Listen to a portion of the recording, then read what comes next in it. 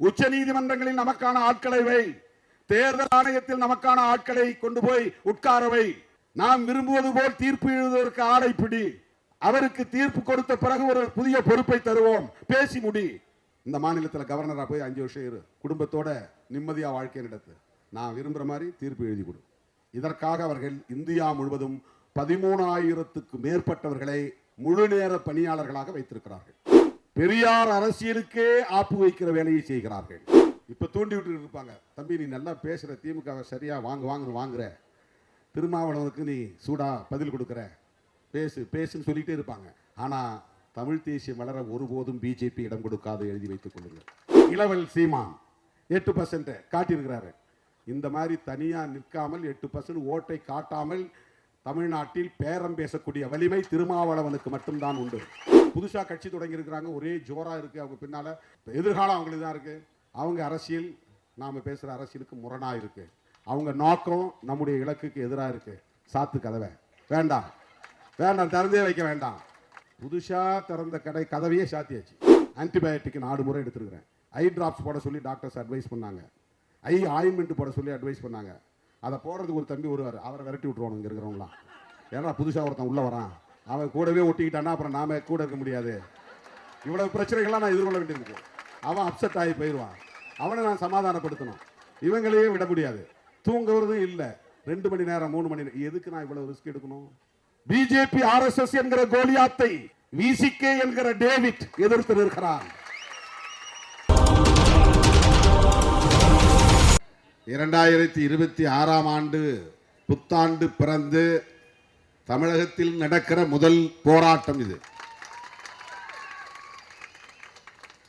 அரசியல் கட்சிகள் புத்தாண்டை வரவேற்பதிலும், பொங்கலை கொண்டாடுவதிலும், தேர்தலை எதிர்கொள்வதிலும் கவனம் செலுத்திக் கொண்டிருக்கிற வேளையில் அதுவெல்லாம் எங்களுக்கு 2ஆம் பட்சம்தான், மக்களின் பிரச்சனைகள் தான் முதலாவது என்கிற அடிப்படையில் மக்களுக்கான இயக்கம் விடுதலை சிறுத்தைகள் கட்சி என்பதை மீண்டும் உறுதிப்படுத்தக்கூடிய வகையிலே நாம் இந்த ஆர்ப்பாட்ட களத்தில் நிற்கிறோம். கிறிஸ்தவர்கள் மீது அண்மையிலே நடத்தப்பட்ட தாக்குதல் தேசிய அளவில் பெரும் விவாதத்தை எழுப்பியது. இது ஒன்றும் புதிதல்ல. 2014ஆம் ஆண்டு முதலாக பிஜேபி ஆட்சி பொறுப்பேற்ற அந்த ஆண்டிலிருந்தே கிறிஸ்தவர்கள் மீதான தாக்குதல்கள் சட்ட பாதுகாப்போடு அல்லது அரசுகளின் பாதுகாப்போடு திட்டமிட்டு அரங்கேற்றப்பட்டு வருகிறது. நாளுக்கு நாள் இந்த தாக்குதல்கள் அதிகரித்து வருகின்றன. மேலோட்டமாக பார்த்தால் இஸ்லாமியர்களுக்கு எதிரான வெறுப்பு அரசியலைத்தான் பாரதிய ஜனதா கட்சியும் RSS உள்ளிட்ட சங் பரிவார் அமைப்புகளும் மேற்கொண்டு வருகின்றன என்பதை போல் தோன்றும். ஆனால் அவர்கள் மிக கவனமாக கணக்கு போட்டு காய்களை நகர்த்துகிறார்கள். கிறிஸ்தவர்களுக்கு எதிரான வெறுப்பு அரசியலையும் ஆழமாக விதைத்து வருகிறார்கள். அவ்வப்போது அவர்களை குறிவைத்து தாக்குகிறார்கள், தேவாலயங்களை சூறையாடுகிறார்கள், பைபிளை கொளுத்துகிறார்கள். நிறுவனமயப்பட்ட கிறிஸ்தவர்கள் ரோமன் கத்தோலிக், தென்னிந்திய திருச்சபை, ECI, TLC இப்படி ஓரளவுக்கு நிறுவனமயப்பட்ட அந்த கிறிஸ்தவ தேவாலயங்களில் வழிபாடு செய்யக்கூடிய மக்களை விட இண்டிபெண்டன்ட் சர்ச்சஸ், பெந்தகோஸ்தே அமைப்புகளை சார்ந்தவர்கள், தனித்து இயங்கக்கூடிய தேவாலயங்களை நடத்தக்கூடிய, ஜெபங்களை நடத்தக்கூடிய, ஊழியங்களை செய்யக்கூடிய போதகர்கள், அந்த பிரிவுகளை பின்பற்றக்கூடியவர்கள் நீண்ட காலமாக குறிவைத்து தாக்கப்பட்டு வருகிறார்கள். இப்போது நிறுவனமயப்பட்டிருக்கிற வலுவாக நாடு முழுவதும் இயங்கிக் கொண்டிருக்கிற ஆர்சி ரோமன் கத்தோலிக், சிஎஸ்ஐ போன்ற தேவாலயங்களையும் அந்த தேவாலயங்களில் வழிபாடு செய்யக்கூடிய கிறிஸ்தவ பெருங்குடி மக்களையும் தாக்குகிற அளவுக்கு அவர்களுடைய வெறுப்பு அரசியல் வலுப்பெற்றிருக்கிறது.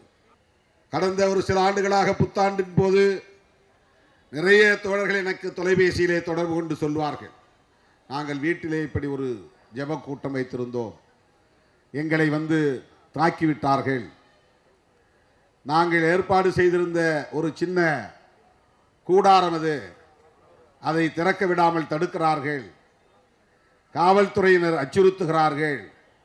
இப்படித்தான் தமிழ்நாட்டில் அங்கொன்றும் இங்கொன்றுமாக மேற்கு மாவட்டங்களில், மதுரை மாவட்டங்களில் இந்த வன்முறைகள் நடைபெற்றன. கடந்த ஆண்டு, அதற்கு முந்தைய ஆண்டு என்று கருதுகிறேன், பைபிளை கொளுத்திய காட்சியே சமூக வலைத்தளத்தில் வந்தது. இதுவெல்லாம் ஏதோ அங்கிருக்கக்கூடிய மதவெறி அமைப்புகளை சார்ந்தவர்கள் உணர்ச்சி வயப்பட்டு திடீரென்று தாக்குதல் நடத்துகிறார்கள் என்று நாம் எண்ணிவிடக் கூடாது. இஸ்லாமியர்களுக்கும் கிறிஸ்தவர்களுக்கும் எதிரான வெறுப்பு அரசியலை தொடர்ச்சியாக பரப்புவது என்பது அவர்களின் செயல் திட்டங்களுள் ஒன்று. செயல் திட்டங்கள் என்றால் நாம் பிரச்சனைகளை எதிர்கொள்ளுகிற வேலைகளை மட்டும் செய்கிறோம். அவர்கள் பிரச்சனைகளை உருவாக்குவதற்கென்று திட்டமிடுகிறார்கள். அதுதான் அவர்களுக்கு உள்ள முக்கியமான சிறப்பு கூறு. அதாவது நாம் பிரச்சனையின் பின்னால் ஓடுகிறோம், அவர்கள் புதிதாக பிரச்சனைகளை உருவாக்குகிறார்கள். அடிப்படை உரிமைகளுக்காக நாம் போராடுகிறோம், ஜனநாயக உரிமைகளுக்காக நாம் போராடுகிறோம், சாதிய வன்கொடுமைகளில் இருந்து எங்களுக்கு பாதுகாப்பு வேண்டும் என்று போராடுகிறோம், பெண்களுக்கு எதிரான ஒடுக்குமுறைகளில் இருந்து எங்களுக்கு பாதுகாப்பு வேண்டும் என்று போராடுகிறோம். இப்படி வன்கொடுமைகளை எதிர்த்து போராடுவது நம்முடைய செயல் திட்டங்களாக இருக்கின்றன. அதை நாம் முன்கூட்டியே வரையறுப்பதில்லை.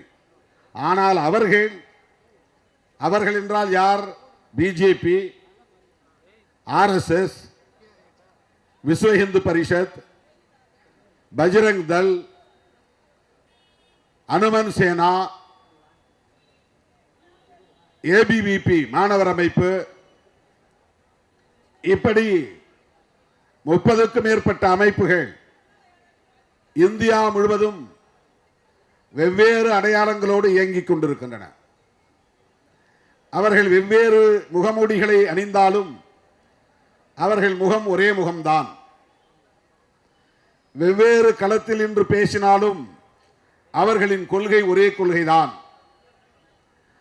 வெவ்வேறு திசைகளில் பயணித்தாலும் அவர்களின் இலக்கு ஒன்றேதான். இதுதான் சங் பரிவார். பரிவார் என்றால் குடும்பம் என்று பொருள். சங் பரிவார் என்றால் சங்க பரிவாரம், அதாவது ஆர்எஸ்எஸ் குடும்ப அமைப்புகள். இந்த ஆர்எஸ்எஸ் குடும்ப அமைப்புகளுக்கு 25 ஆண்டுகளுக்கு பின்னர் இந்தியா எப்படி இருக்க வேண்டும் என்பது குறித்து கலந்தாய்வு செய்கிற, செயல் திட்டம் தீட்டுகிற, அந்த வேலைகளை பிறருக்கு ஒப்படைக்கிற அனைத்தும் உண்டு. நாம அடுத்த தேர்தலுக்கு என்ன பண்ண போறோம் இன்னும் பிளான் பண்ணல. நாம ஏப்ரல் மாதம் சட்டப்பேரவை பொது தேர்தல் வரப்போகிறது. நம்மகிட்ட எந்த செயல் திட்டமும் இல்லை. ஆனால் பிஜேபிக்கும் ஆர்எஸ்எஸ்க்கும் விஸ்வ இந்து பரிஷத்துக்கும் அடுத்த மாதம் என்ன திட்டம் என்பது மட்டுமில்லை, அடுத்த நாள் என்ன வேலை என்பது மட்டுமில்லை, 5 ஆண்டுகளுக்கு பிறகு என்ன செய்ய வேண்டும், 5 ஆண்டுகளுக்குள் என்ன செய்து முடிக்க வேண்டும், 10 ஆண்டுகளுக்குள் என்ன செய்து முடிக்க வேண்டும், இந்தியாவை எப்படிப்பட்ட இந்தியாவாக மாற்றப் போகிறோம், நாம் நிறைவேற்றப் போகிற இந்த செயல் திட்டங்களுக்கு எதிரிகள் யார், தடைக்கற்களாக இருப்பவர்கள் யார் யார், என்ன செய்தால் இவர்களை எல்லாம் வீழ்த்த முடியும், எப்படி ஆட்சி அதிகாரத்தை தொடர்ந்து தக்க வைக்க முடியும், அந்த ஆட்சி அதிகாரத்தை வைத்து எப்படி நம்முடைய நோக்கங்களை நிறைவேற்ற முடியும், இந்துக்களை பெரும்பான்மையாக அணிதிரட்ட வேண்டும், இந்துக்களை அணிதிரட்ட வேண்டுமானால் இந்து மத உணர்வை வெகுவாக பரப்ப வேண்டும், இந்து மத உணர்வை பரப்ப வேண்டுமானால் சாதி பெருமைகளை போதிக்க வேண்டும். சாதி பெருமையும் மத உணர்வும் ஒன்றோடு ஒன்று தொடர்புடையது. ஒருவன் சாதியை ஏற்றுக்கொள்கிறான் என்கிற போது, சாதி பெருமையை பேசுகிற போது, அவனுக்கு அவன் சார்ந்த அந்த வாழ்க்கை முறையை, சாதிய வாழ்க்கை முறையை தந்திருக்கிற மதம் தொடர்பான உணர்வு மேலோங்கும். ஒருவன் தன்னை பறையன் என்று எண்ணி பெருமைப்படுகிறான் என்றால் அந்த சாதி எப்படி உருவானது, அது எந்த மதத்தை சார்ந்தது, அதற்கு என்ன பின்னணி புராணங்கள் இருக்கின்றன என்பதை தேடி அவன் செல்ல நேரும். அப்போது இவர்கள் ஆதரவாக நிற்பார்கள். நீங்கள் எல்லாம் சிவகுலத்தை சார்ந்தவர்கள், நீங்கள் எல்லாம் வைணவ குலத்தை சார்ந்தவர்கள், நீங்கள் எல்லாம் இந்த குலதெய்வத்தை கும்பிடக்கூடியவர்கள், உங்களுக்கு கோவில் வேண்டுமா கட்டித் தருகிறோம், உங்களுக்கு பண்டிகைகளுக்கு ஏதேனும் உதவிகள் தேவையா செய்து தருகிறோம், ஏழை எளிய மக்களுக்கு வீட்டுமனை பட்டா வேண்டுமா ஆட்சி எங்கள் கையில் பட்டா தருகிறோம், வீடு மனை வேண்டுமா வீடுகள் கட்டித் தருகிறோம். இந்த செயல் திட்டங்கள் எல்லாம் ஒவ்வொரு அமைப்புக்கும் தரப்பட்டிருக்கிறது. விஸ்வ இந்து பரிஷத்திற்கு ஒரு செயல் திட்டம். ஏனென்றால் முதல் நோக்கம் இந்துக்களை இந்துக்களாக அணிதிரட்டி இந்தியாவில் இந்துக்கள் தானே பெரும்பான்மை என்கிற உணர்வை ஊட்டி அவர்களை ஒரு கட்சியின் குடையின் கீழ் கொண்டு வந்து விட வேண்டும். பிஜேபி பேசுகிற பெரும்பான்மைவாத அரசியலை காங்கிரஸால் மதவெறி அடிப்படையில் பேச முடியாது. பிஜேபி பேசுகிற மதவெறி அரசியலை கம்யூனிஸ்ட் கட்சிகளால் பேச முடியாது. பிஜேபி பேசுகிற மதவெறி அரசியலை திராவிட கட்சிகளால் பேச முடியாது. பிஜேபி பேசுகிற மதவெறி அரசியலை ஜெயபிரகாஷ் நாராயணன் தலைமையிலான சீடர்கள் பல்வேறு இயக்கங்களாக முலாயம் சிங் யாதவ், லல்லு பிரசாத் யாதவ், தேவே கவுடா, இப்படி பல சரத் யாதவ், இன்றைக்கு பீகாரிலே முதலமைச்சராக இருக்கிற நிதிஷ்குமார், இவர்களெல்லாம் ராம் மனோகர் லோகியா சோசலிஸ்ட் இயக்கத்தின் வழி வந்தவர்கள். ஜெயபிரகாஷ் நாராயணனுடைய தலைமையில் பொது வாழ்க்கையில் தங்களை ஒப்படைத்துக் கொண்டவர்கள். அவர்கள் அனைவரும் சமூக நல்லிணக்கத்தை பேசக்கூடியவர்கள், சமூக நீதியை பேசக்கூடியவர்கள், சம தர்மத்தை பேசக்கூடியவர்கள், சகோதரத்துவத்தை பேசக்கூடியவர்கள். இஸ்லாமியர்களாக இருந்தாலும் அவர்கள் இந்த மண்ணின் பூர்வீக குடிகள் என்கிற நம்பிக்கை உள்ளவர்கள், அந்த அரவணைப்பு உள்ளவர்கள், அந்த மனிதநேயம் உள்ளவர்கள். அவர்கள் சுதந்திரம், சமத்துவம், சகோதரத்துவம் என்கிற புரட்சியாளர் அம்பேத்கரின் கோட்பாடுகளை ஏற்றுக்கொண்டவர்கள். அவர்களால் பிஜேபி பேசுகிற மதவெறி அரசியலை பேச முடியாது. இது அவர்களுக்கு மிகப்பெரிய வாய்ப்பாக அமைந்து விட்டது. ஆகவே மதவெறியை தூண்டுவது எதற்காக என்றால் இந்துக்கள் அனைவரையும் பெரும்பான்மை மக்கள் என்று திரட்டுவதற்காக. இரண்டு வழிகளில் தான் அவர்களை திரட்ட முடியும். ஒன்று, நீ இந்து, நான் இந்து, இது ஒரு மதப்பற்று. அந்த உணர்வு இவனுக்கு பெரிய அளவிலே எடுபடவில்லை, டேக் ஆஃப் ஆகல. ஆகவே சாதி உணர்வை தூண்டுவது, நீ அவனும் ஒன்னா, உன் சாதி வேற அவன் சாதி வேற, நீ ஆண்ட பரம்பரை நீ ஆண்ட பரம்பரை, சாதி உணர்வுகளை தூண்டி விடுவது, ஆண்ட பரம்பரை என்று சொல்லுவது.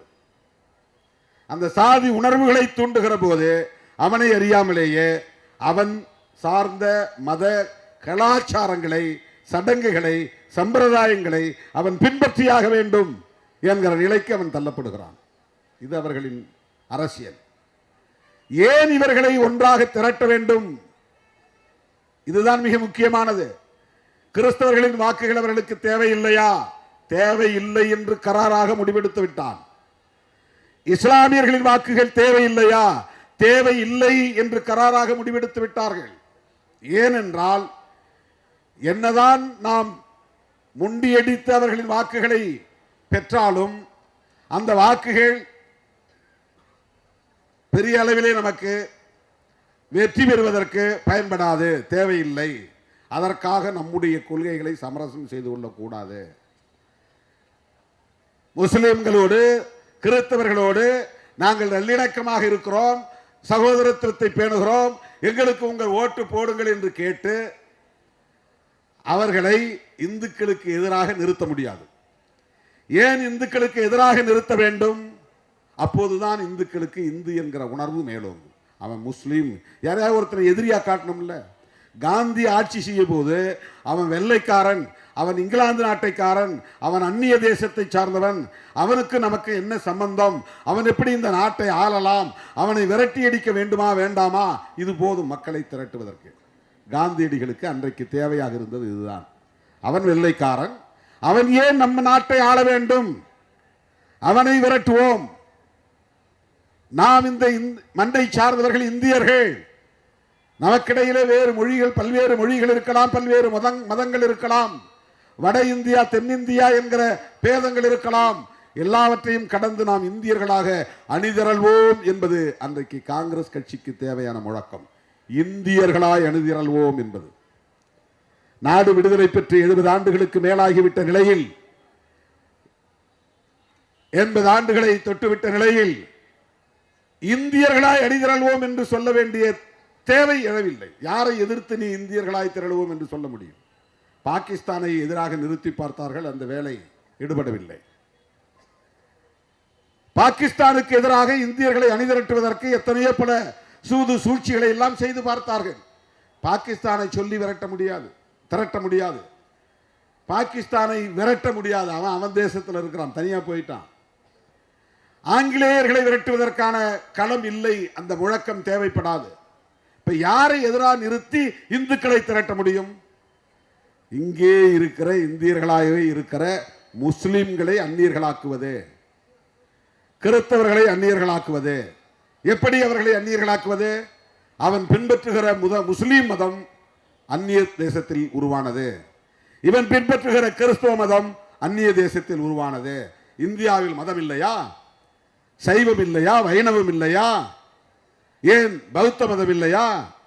அது இந்தியாவில் தோன்றிய மதம் தானே. ஏன் சமணம் இல்லையா? அது இந்தியாவில் தோன்றிய மதம் தானே. இவன் ஏன் அந்நிய மதத்தை ஏற்கிறான்? நமக்கும் இஸ்ரேலுக்கும் என்ன சம்பந்தம்? நமக்கும் ஜெருசலேத்திற்கும் என்ன சம்பந்தம்? நமக்கும் பெத்லேகத்திற்கும் என்ன சம்பந்தம்? எங்கோ எவரோ ஏதோ ஒரு தேசத்தில் பிறந்த இயேசு பெருமானை ஏன் இவர்கள் கட்டிப்பிடித்துக் கொண்டு அழுகிறார்கள்? எங்கே தோன்றிய நபிகள் நாயகத்தை ஏன் இவர்கள் உயர்த்தி பிடிக்கிறார்கள்? இந்த மண்ணிலே அவதரித்த கிருஷ்ணனை ஏன் ஏற்றுக்கொள்ளவில்லை? மகாவிஷ்ணுவை ஏன் ஏற்றுக்கொள்ளவில்லை? மாரியம்மனை ஏன் ஏற்றுக்கொள்ளவில்லை? இவர்கள் இந்த ஊரில் இத்தனை தெய்வங்கள் இருந்தும், இத்தனை மதங்கள் இருந்தும், இத்தனை மகான்கள் இருந்தும், இவர்களெல்லாம் விட்டுவிட்டு எங்கேயோ பிறந்த ஒரு நபிகள் நாயகத்தையும் இயேசு பெருமானையும் ஏற்றுக்கொண்டு அவர்கள் மொழியை கற்று இங்கே அரபி பேசுகிறார்கள், உருது பேசுகிறார்கள். நம்ம ஊர் மொழிதானே சமஸ்கிருதம், அதை ஏன் பேசக்கூடாது? நம்ம ஊர் மொழிதானே இந்தி, அதை ஏன் பேசக்கூடாது? நம்ம ஊர் இந்தி மொழியை, சமஸ்கிருதத்தை எதிர்த்து இவர்கள் அராபியை கற்றுக்கொள்கிறார்கள், ஆங்கிலத்தை பேசுகிறார்கள். இவர்கள் அந்நிய கைக்கூலிகள், பிற நாட்டை சார்ந்தவர்கள். இவர்களால் தான் இந்தியாவில் நாம் கட்டுப்பாடாக இருக்க முடியவில்லை, கட்டுக்கோப்பாக இருக்க முடியவில்லை, பாதுகாப்பாக இருக்க முடியவில்லை. இப்படியே நாம் விட்டுவிட்டால் இங்கே இஸ்லாம் பெரிய மதமாக மாறிவிடும். ஏனென்றால் இந்துக்கள் குடும்ப கட்டுப்பாட்டை கடைபிடிக்கிறார்கள், முஸ்லிம்கள் குடும்ப கட்டுப்பாட்டை கடைபிடிக்கவில்லை. இந்துக்கள் 2 பிள்ளைகளை பெற்றுக் கொள்கிறார்கள், முஸ்லிம்கள் 10, 14 என்று பெற்றுக் கொள்கிறார்கள். கிறிஸ்தவர்களிடத்திலும் குடும்ப கட்டுப்பாடு இல்லை. இவர்கள் சிறுபான்மை என்கிற பெயரால் அரசாங்கத்திடம் நிறைய சலுகைகளை பெறுகிறார்கள். இவர்கள் பள்ளிக்கூடங்களை நிறுவுவதற்கு பெரிய கட்டுப்பாடுகள் இல்லை, கல்லூரிகளை நிறுவுவதற்கு கட்டுப்பாடு இல்லை. கிறிஸ்தவர்கள் ஒரு ஸ்கூல் உடனே தொடங்கிவிட முடியும். இந்தியா முழுவதும் ஏராளமான பள்ளிகள், அந்த பள்ளிகளின் மூலமாக இந்து பிள்ளைகளை எல்லாம் கிறிஸ்தவர்களாக மாற்றுகிறார்கள். இந்தியா முழுவதும் ஏராளமான கல்லூரிகள், இப்படி பார்த்தால் லயோலா கல்லூரி, அந்த புறம் பார்த்தால் கிறிஸ்டியன் கல்லூரி, எம்சிசி, லயோலா, எக்கச்சக்கமான கல்வி நிறுவனங்கள். இந்த பிள்ளைகள் எல்லாம் அங்கே போய் படிக்கிறார்கள், மாறிக்கொண்டே இருக்கிறார்கள். மதமாற்றம் இங்கே தொடர்ந்து நீடிக்கிறது. இஸ்லாமியர்களின் கல்வி நிறுவனங்கள், ஏராளமான பள்ளிக்கூடங்கள், ஏராளமான கல்லூரிகள், அதன் மூலம் ஏராளமான பிள்ளைகள் இஸ்லாத்தை தழுவுகிறார்கள். ஆக இந்துக்களின் பிள்ளைகள் எல்லாம் இஸ்லாம் கிறிஸ்தவம் என்று போய்கொண்டே இருக்கிறார்கள் என்றால், இதை தடுக்காமல் விட்டுவிட்டால் இந்தியாவே இஸ்லாமிய நாடாக மாறிவிடும். இதை தடுக்காமல் விட்டுவிட்டால் இந்தியாவே கிறிஸ்தவ நாடாக மாறிவிடும். எனவே மதமாற்றத்தை தடுக்க வேண்டும். இதுதான் மிக முக்கியமான வரி சொல். இந்தியாவிலே தொடர்ந்து நடைபெற்றுக் கொண்டிருக்கிற மதமாற்றத்தை தடுக்க வேண்டுமானால் இஸ்லாமியர்களுக்கு எதிராகவும் கிறிஸ்தவர்களுக்கு எதிராகவும் வெறுப்பு அரசியலை விதைத்தே தீர வேண்டும். அவர்கள் போடுகிற ஓட்டுக்காக நாம் இதை சமரசம் செய்து கொள்ள முடியாது. அவர்களின் வாக்குகளுக்காக நாம் இதை சமரசம் செய்து கொள்ள முடியாது. Well planned and well designed, scientifically, அறிவியல் பூர்வமாக இதையெல்லாம் ஆய்வு செய்கிறார்கள். இந்தியா முழுவதும் இஸ்லாமிய நிறுவனங்கள் எத்தனை, இந்தியா முழுவதும் மசூதிகள் எத்தனை, இந்தியா முழுவதும் தர்காக்கள் எத்தனை, இவற்றுக்கு இருக்கிற சொத்து மதிப்பு எவ்வளவு, இந்தியா முழுவதும் கிறிஸ்தவ நிறுவனங்கள் எத்தனை, தேவாலயங்கள் எத்தனை, கல்வி நிறுவனங்கள் எத்தனை, அவர்களுக்கெல்லாம் இருக்கிற சொத்து மதிப்பு எவ்வளவு, எத்தனை லட்சம் கோடி கிறிஸ்தவர்களின் கட்டுப்பாட்டில் இருக்கிறது, இத்தனை லட்சம் கோடி இஸ்லாமியர்களின் கட்டுப்பாட்டில் இருக்கிறது, எவ்வளவு ஏக்கர் நிலங்கள் இவர்களின் கட்டுப்பாட்டிலே இருக்கிறது. இந்த நிலங்களை எல்லாம் நாம் கைப்பற்ற வேண்டாமா? இது இந்திய தேசம் இல்லையா? இப்படி வெறுப்பை பரப்புகிறார்கள். அடிப்படை காரணம் மதமாற்றத்தை நிறுத்துவது. தலித்துகளும் பழங்குடி மக்களும் தான் அதிகம் மதமாறி இருக்கிறார்கள். சாதி இந்துக்கள் அங்கொன்றும் இங்கொன்றுமாக எப்போதோ மதம் மாறியவர்கள். நாடார் சமூகத்தில் ஏராளமானவர்கள் கிறிஸ்தவர்களாக மாறினார்கள். அதனால் நாடார் சமூகத்தில் தான் இந்திய தமிழ்நாட்டிலே முதலில் இந்து முன்னணி என்ற ஒரு அமைப்பு உருவானது. தானிலிங்க நாடார் டார்கெட்டட். இந்த கம்யூனிட்டி ரொம்ப அதிகமாக கிறிஸ்டியானிட்டிக்கு போயிட்டே இருக்கிறாங்க. அப்ப அதை தடுக்கணும். அப்ப அங்க இந்து உணர்வை வளர்க்கணும், இந்துத்துவ அரசியலை பரப்பணும், அவர்களுக்கு தேவையான கோவில்களை கட்டித்தர வேண்டும், வாழிட வசதிகளை ஏற்படுத்தி தர வேண்டும். இதுதான் அவர்களின் அரசியல். இது ஏனோதானோ என்று திடீரென்று ஏற்பட்டதல்ல. இது 100 ஆண்டு கால செயல் திட்டம். காந்தி இருந்த காலத்திலேயே, புரட்சியாளர் அம்பேத்கர் இருந்த காலத்திலேயே, 1925 உருவான அமைப்பு தான் RSS. நாக்பூரிலே தான் அது உருவானது. ராஷ்டிரிய ஸ்வயசேவக் சங். அதை உருவாக்கியவர்கள் அத்தனை பேரும், அதில் உறுப்பினர்களாக இருந்த அத்தனை பேரும் சித் பவன் என்கிற பார்ப்பனர்கள். பார்ப்பனர்களால் உருவாக்கப்பட்ட பார்ப்பனர்களின் சங்கம் தான் RSS என்பது. அப்போதே அவர்கள் வைத்த மிக முக்கியமான செயல் திட்டம், இந்த தேசம் நாடு விடுதலை அடைவதற்கு முன்பு 1947 தான் நாடு விடுதலை அடைகிறது. 1925 அவர்களின் நோக்கம், இலக்கு, எப்படி வெள்ளைக்காரன் போய்விடுவான், நாடு விடுதலை அடைவதற்கான காலம் கனிந்து விட்டது, அப்படி விடுதலை பெற போகிற தேசம் இந்துக்களின் தேசம் என்று பிரகடனப்படுத்தப்பட வேண்டும். இதுதான் RSS வேட்கை. இதுதான் RSS அவர்கள், அந்த இயக்கத்தினுடைய தலைவர்களின் நோக்கம். இப்ப இந்துக்களின் தேசமாக இந்துஸ்தான், பாகிஸ்தான், ஸ்தான்னா இடம், தலம், நிலம், தேசத்தின் பெயர். இப்ப இதை இந்துஸ்தான் என்று அறிவிக்க வேண்டும். லாஜிக் படி கரெக்ட் தான். அவன் மதத்தின் அடிப்படையில் நாட்டுக்கு பெயர் வைக்கிறான். ஏன் எங்க நாட்டுக்கு இந்துக்கள் அதிகமாக இருக்கிற இந்த நாட்டுக்கு இந்து ராஷ்டிரம் என்றோ இந்துஸ்தான் என்றோ பெயர் வைக்க கூடாது என்பது அவனுடைய கேள்வி. ஆனால் வைக்க முடியவில்லை. அதற்கு ஒரே ஒரு காரணம் தான், ஒரே ஒருவர் தான் காரணம். அவர்தான் புரட்சியாளர் அம்பேத்கர் அவர்கள். அதுதான் மிகப்பெரிய கெடு வாய்ப்பாக அவர்களுக்கு அமைந்து விட்டது. புரட்சியாளர் அம்பேத்கர் மட்டும் அரசமைப்பு சட்டத்தை எழுதுகிற வாய்ப்பை பெறாமல் இருந்திருந்தால் ஒரு பார்ப்பனரோ அல்லது உயர் சாதி வகுப்பை சார்ந்த ஒரு வழக்குரைஞரோ அல்லது சட்ட வல்லுநரோ அரசமைப்பு சட்டத்தை எழுதுகிற வாய்ப்பை பெற்றிருந்தால் அந்த அரசமைப்பு சட்டத்தில் அதிகாரப்பூர்வமாக இந்த தேசம் இந்து தேசம் என்று உறுதிப்படுத்தி இருப்பார்கள், பிரகடனப்படுத்தி இருப்பார்கள், அப்படி அறிவிக்க விடாமல் அதை தன்னுடைய அறிவாற்றலால் தலைமைத்துவ பேராளுமையால் அதை தடுத்தவர், முறியடித்தவர் புரட்சியாளர் அம்பேத்கர் அவர்கள். ஜெய் பீம். புரட்சியாளர் அம்பேத்கர் என்கிற அந்த மாமனிதர் எவ்வளவு பெரிய பேராண்மை மிக்கவர், பேராளுமை மிக்கவர் என்பதற்கு இதை விட வேறு சான்று தேவையில்லை. அவர் காலத்தில், சமகாலத்தில் எவ்வளவோ ஆளுமை மிக்க தலைவர்கள் பலர் இருந்தார்கள். சர்தார் பட்டேல் கூட அந்த கருத்து கொண்டவர் தான். அதனால்தான் அவருக்கு உலகில் உயர்ந்த சிலையை நிறுவி இருக்கிறார்கள். அவர் காங்கிரஸ்காரர் தான். காங்கிரஸ் கட்சியிலேயே அந்த சிந்தனை உள்ளவர்கள் இன்றைக்கும் பல பேர் இருக்கிறார்கள், ஏராளம் இருக்கிறார்கள். அன்றைக்கு நிறைய இருந்தார்கள். கோபாலகிருஷ்ண கோகலே, பால கங்காதர திலகர், சர்தார் பட்டேல், இவர்களெல்லாம் தேசிய அளவில் புகழ்பெற்ற தலைவர்கள். காந்தி அடிகளோடு களத்தில் நின்ற விடுதலை போராட்ட வீரர்கள்.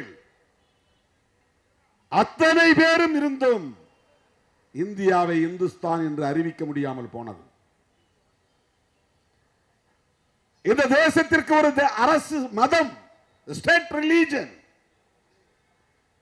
முடியாது என்றார். அதை தன் வாத திறமைகளால் நிறுவி காட்டினார்.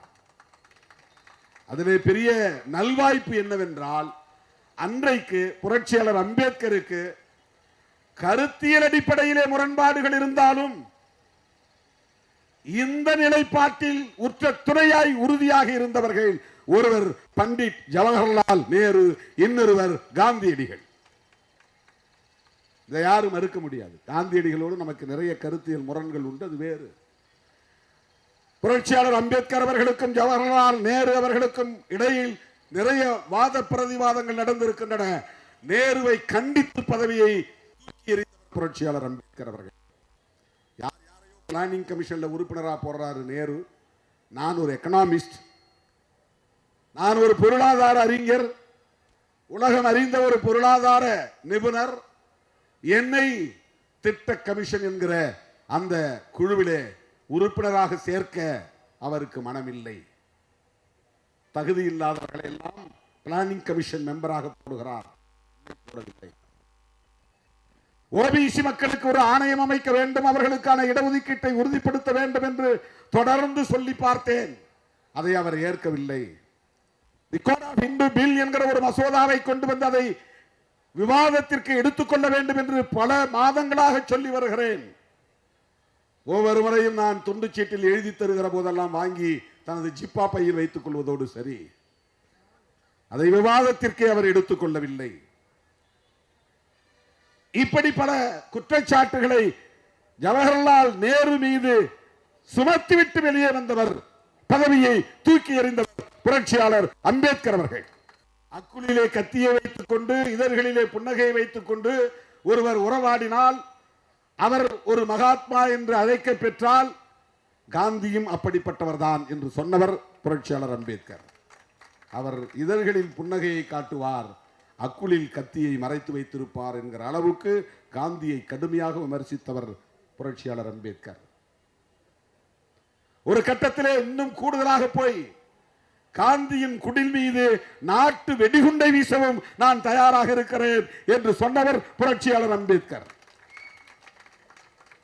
காந்தியடிகளுக்கும் புரட்சியாளர் அம்பேத்கர் அவர்களுக்கும் அந்த அளவுக்கு ஐடியாலஜிக்கல் கான்ஃபிளிக்ட், கான்ட்ராடிக்ஷன், கருத்தியல் அடிப்படையிலான முரண்கள் கூர்மை பெற்றிருந்த காலம் அது. அப்படிப்பட்ட முரண்பாடு இருந்த நிலையிலும் புரட்சியாளர் அம்பேத்கர் அவர்களோடு காந்தியடிகள் ஒரு புள்ளியில் உடன்பட்டார் என்றால் செக்யூலரிசம் என்பதுதான், மதச்சார்பின்மை என்பதுதான்.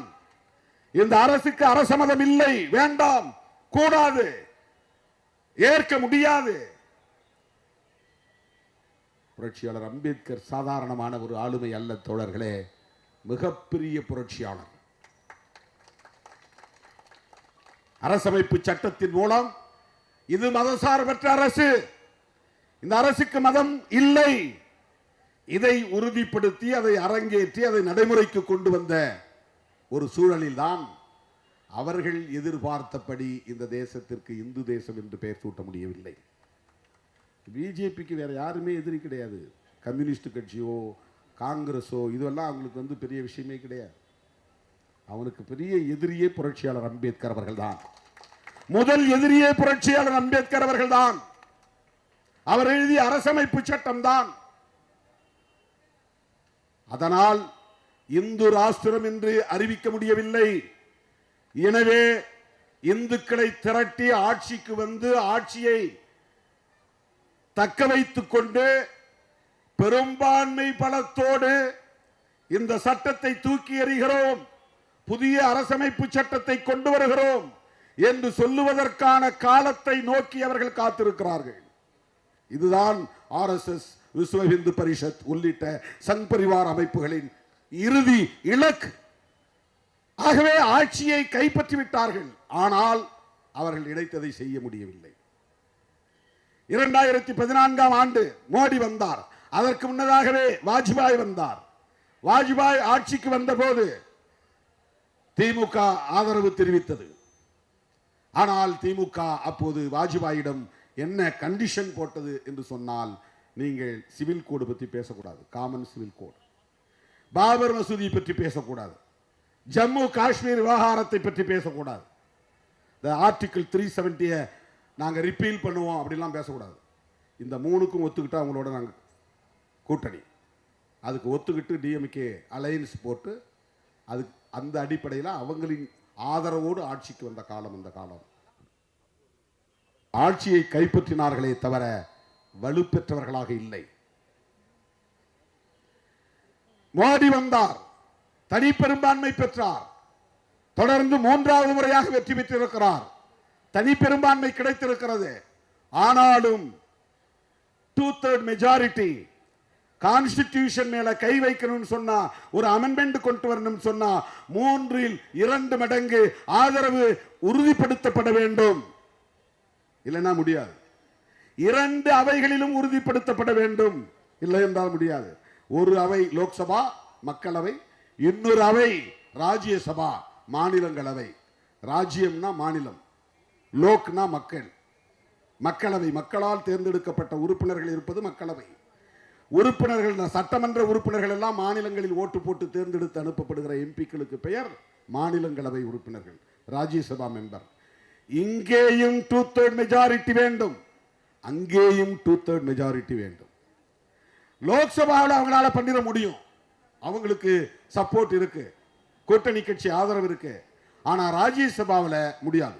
ஏன்னா மாநிலங்களில் ஆளுகிற கட்சிகள், மாநில கட்சிகள் அவர்கள் பெற்ற சட்டமன்ற உறுப்பினர்களை வைத்து அவர்கள் ராஜ்யசபா உறுப்பினர்களை கூடுதலாக வென்றெடுத்து விடுகிறார்கள். இப்ப தமிழ்நாட்டில் டிஎம்கே மெஜாரிட்டி, இப்ப திமுக ராஜ்யசபா உறுப்பினர்கள் தான் இங்கிருந்து அதிகமாக போவாங்க. இங்க பிஜேபிக்கு ராஜ்யசபா உறுப்பினர் வென்றெடுக்க முடியாது. ஒன்று திமுக இல்லைன்னா அதிமுக. அப்படி இல்லைன்னா திமுகவோ அதிமுகவோ கூட்டணி கட்சிக்கு 1-2 கொடுத்தா அவங்க இருப்பாங்க, அவங்க அவ்வளவுதான். இப்ப தமிழ்நாட்டிலிருந்து 0, கேரளாவிலிருந்து 0, மேற்கு வங்கத்திலிருந்து 0, கர்நாடகாவிலிருந்து 0, தெலுங்கானாவிலிருந்து 0. இப்படி பல மாநிலங்களில் மாநில கட்சிகள் அல்லது காங்கிரஸ் கட்சி ஆட்சியில் இருப்பதனால், கம்யூனிஸ்ட் கட்சி ஆட்சியில் இருப்பதனால் அந்த மாநிலங்களிலிருந்து தேர்ந்தெடுக்கப்படுகிற ராஜ்யசபை உறுப்பினர்கள் மாநில கட்சிகளின் வலிமையோடு இருக்கிற உறுப்பினர்கள், மாநில கட்சிகளுக்கான வலிமையோடு இருப்பவர்கள். அவர்கள் பிஜேபிக்கு ஓட்டு போட மாட்டாங்க. அவர்கள் ஆளுகிற மாநிலங்களில் இருந்து ராஜ்யசபா மெம்பர் வருவாங்க.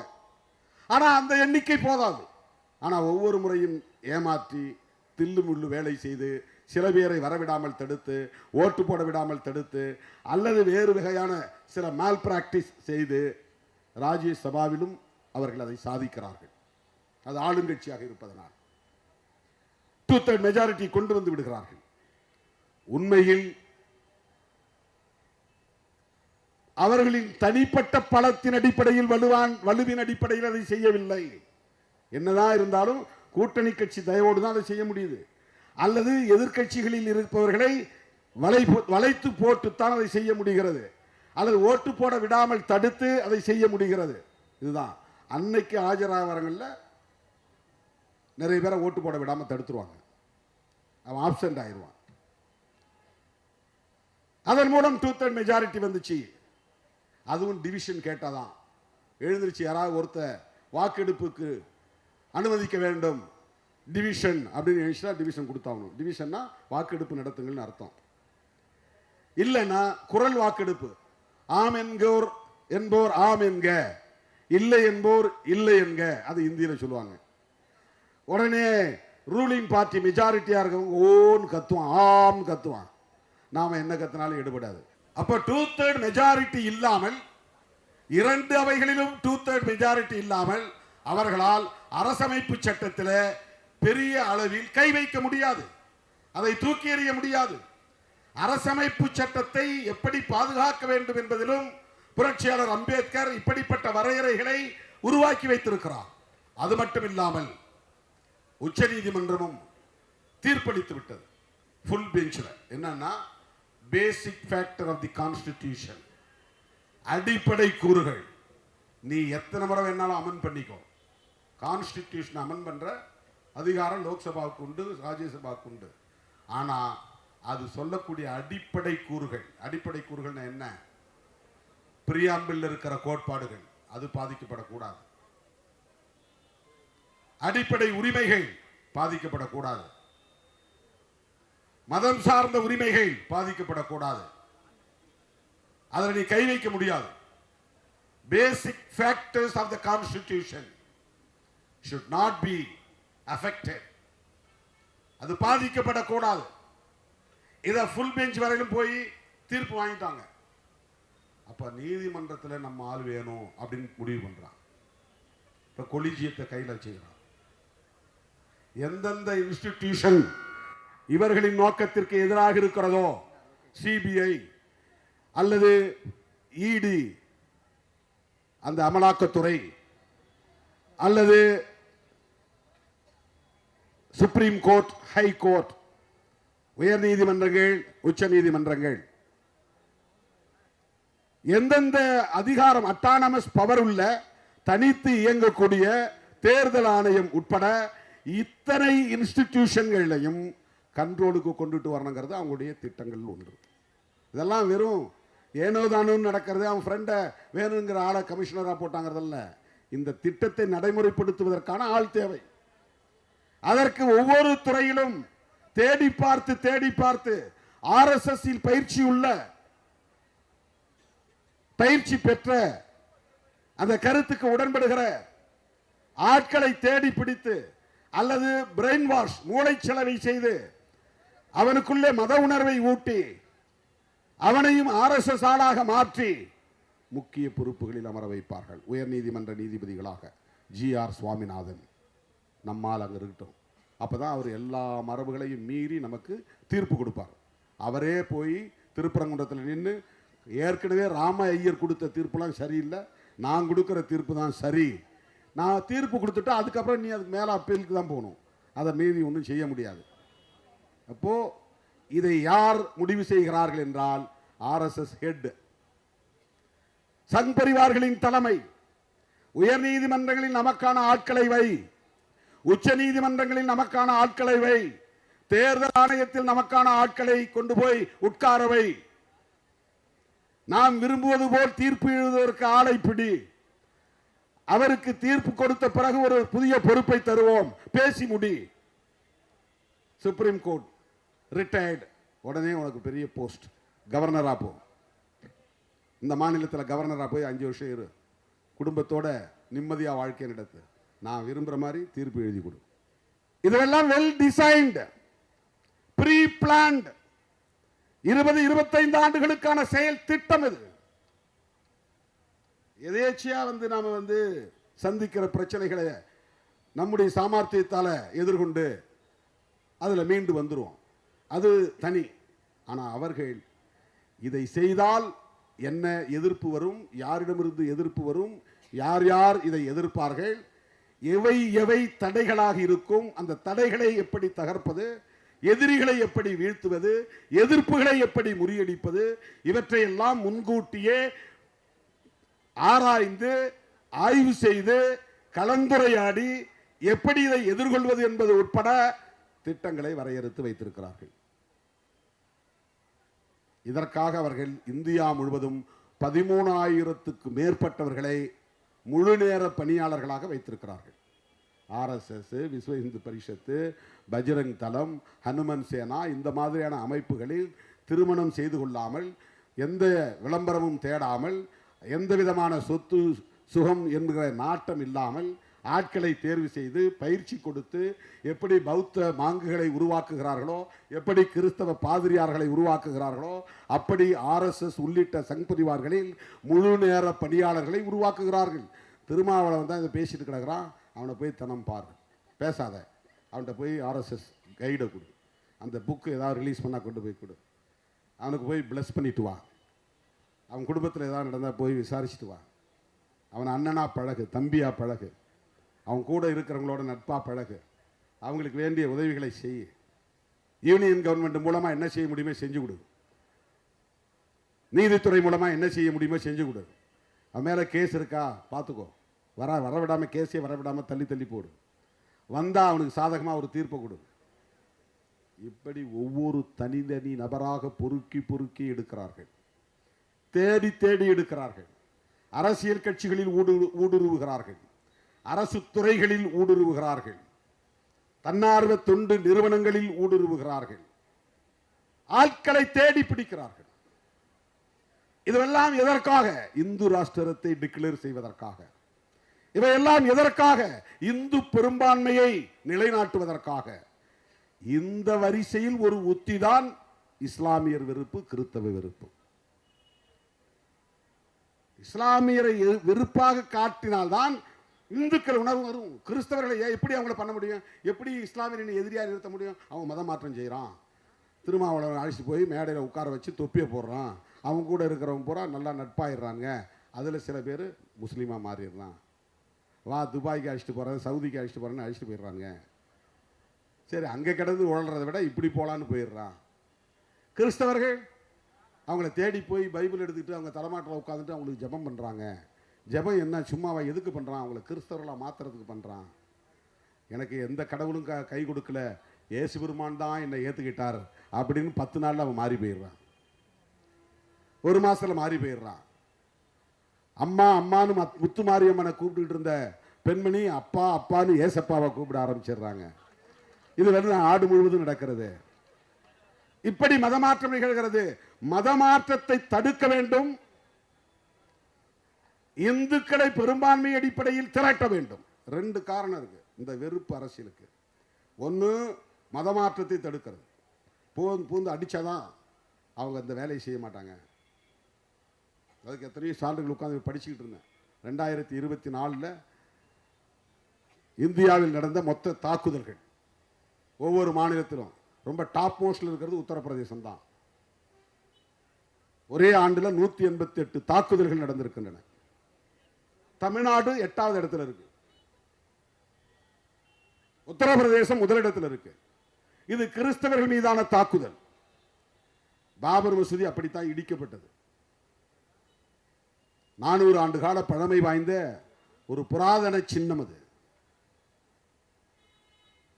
ராமர் அங்க பிறந்தான்னு ஒரு கதையை கட்டி அதை இடிச்சிட்டு அங்க ராமர் கோயில் தான் கட்டுவோம் அப்படின்னு முதல்ல புறப்பட்டது அங்க இருக்கக்கூடிய அமைப்புகள் தான், விஸ்வ இந்து பரிஷத் போன்ற அமைப்புகள். அதற்கு பிறகு மற்ற எல்லா அமைப்புகளும் ஒன்னா சேர்ந்து கரசேவை திட்டம்.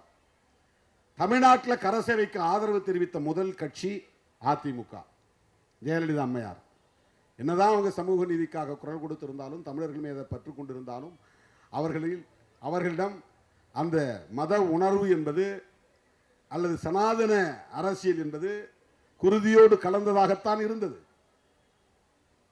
கரசேவைக்கு ஆள் அனுப்பினார். இது வரலாற்றில் பதிவானது, யாரும் மறுக்க முடியாது. கரசேவைனா என்ன? கோயில் கட்டுறதுக்கு எல்லாம் செங்கல் தூக்கிட்டு வாங்க. எப்ப ஆரம்பிச்சது? பல பத்தாண்டுகளுக்கு முன்பு, 90களுக்கு முன்பு. அத்வானி ரத யாத்திரை நடத்துவதற்கு முன்னாடி கிட்டத்தட்ட அதுக்கே ஒரு 100 ஆண்டு கால வரலாறு இருக்கு. அந்த பாபர் மசூதியை இடிக்கணும் அப்படிங்கிற நோக்கம். அதை ஒரு நாள் போராட்டம் நடத்தி விட்டுறல நம்மள மாதிரி. சில ஆண்டுகள் முயற்சி எடுத்து விட்டுவிடவில்லை. அதெல்லாம் முடியாது அப்படின்னு அவங்க கைவிடல. தொடர்ந்து தொடர்ந்து தொடர்ந்து அந்த பிரச்சனையை ஊதி ஊதி ஊதி பெருக்கி அத்வானி மண்டல் பரிந்துரைக்கு எதிராக ஓபிசி மக்களுக்கு, மாணவர்களுக்கு இடஒதுக்கீடு கொடுக்க கூடாது என்று எதிர்த்து நடத்திய அந்த ரத யாத்திரை தான் ரத்த யாத்திரையிலே போய் முடிந்து அந்த வேகத்தோடு பாபர் மசூதி இடிப்பும் அரங்கேறியது. பாபர் மசூதி இடிப்புக்கு பிறகு நமக்காக RSS இருக்கிறது, பிஜேபி இருக்கிறது, விஸ்வ இந்து பரிஷத் இருக்கிறது என்கிற நம்பிக்கையை இந்து மக்களிடத்தில் உருவாக்கினார்கள். சுப்ரீம் கோர்ட் விசாரித்தது. தீர்ப்பு என்ன சொன்னார்கள் என்றால், இங்கே ராமர் பிறந்தாரா? இல்லை, ஒத்துக்கிறாங்க. இங்கே ராமர் கோவில் இருந்ததா?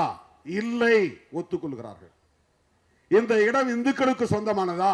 இல்லை, ஒத்துக்கொள்கிறார்கள். அப்புறம் எப்படி தீர்ப்பு? ராமருக்கு கோயில் கட்டணும், முஸ்லிம் வெளியே போ. இதுதான் தீர்ப்பு. இது என்ன நியாயம்? அவருடைய தீர்ப்பிலேயே இது சொல்லப்படுகிறது. இங்கே ராமர் கோவில் இருந்தது என்பதற்கான சான்றுகள் இல்லை. இங்கே தோன்றிய தொல்லியலாளர்கள் கொடுத்த ஆதாரங்களின் அடிப்படையில் பார்த்தால் கீழே கட்டிடம் இருந்தது, ஆனால் அது இந்து கோவில் என்பதற்கு ஆதாரம் இல்லை. கட்டிடம் இருந்துச்சு, தோண்டி பார்த்தா இந்த இடத்துல தோண்டினா கூட ஏதாவது கட்டடம் இருக்கும் கீழே. இல்லைன்னா இங்கே புத்தர் சிலை கிடந்தாலும் கிடக்கும். ஒரு 100 அடி அல்ல ஒரு 40 அடி 50 அடி தோண்டி பார்த்தா பல இடங்களில், ஏன்னா இதெல்லாம் செங்கை காஞ்சிபுரம்லாம் பௌத்த பூமியாக இருந்த பகுதி.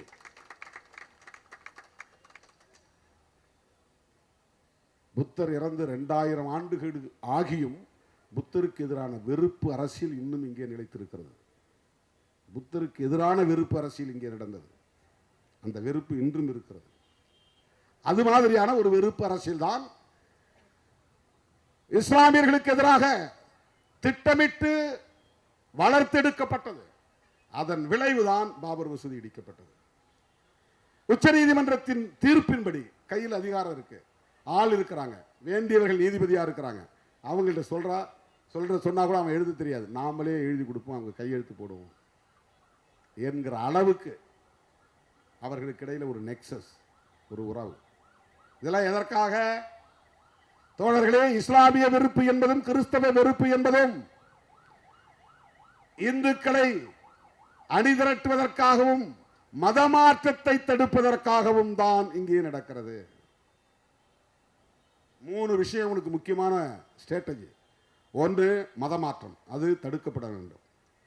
2வது லவ் ஜிஹாத், நாடக காதல். அதை தான் இங்கே தமிழ்நாட்டில் காப்பி அடிச்சாங்க. இது பிஜேபியுடைய சோசியல் இன்ஜினியரிங். 3வது ஹோலி கவ், அதாவது பசு புனிதம். பசுமாடு புனிதமானது, நாங்கள் வழிபாடு செய்யக்கூடிய தெய்வம் அது.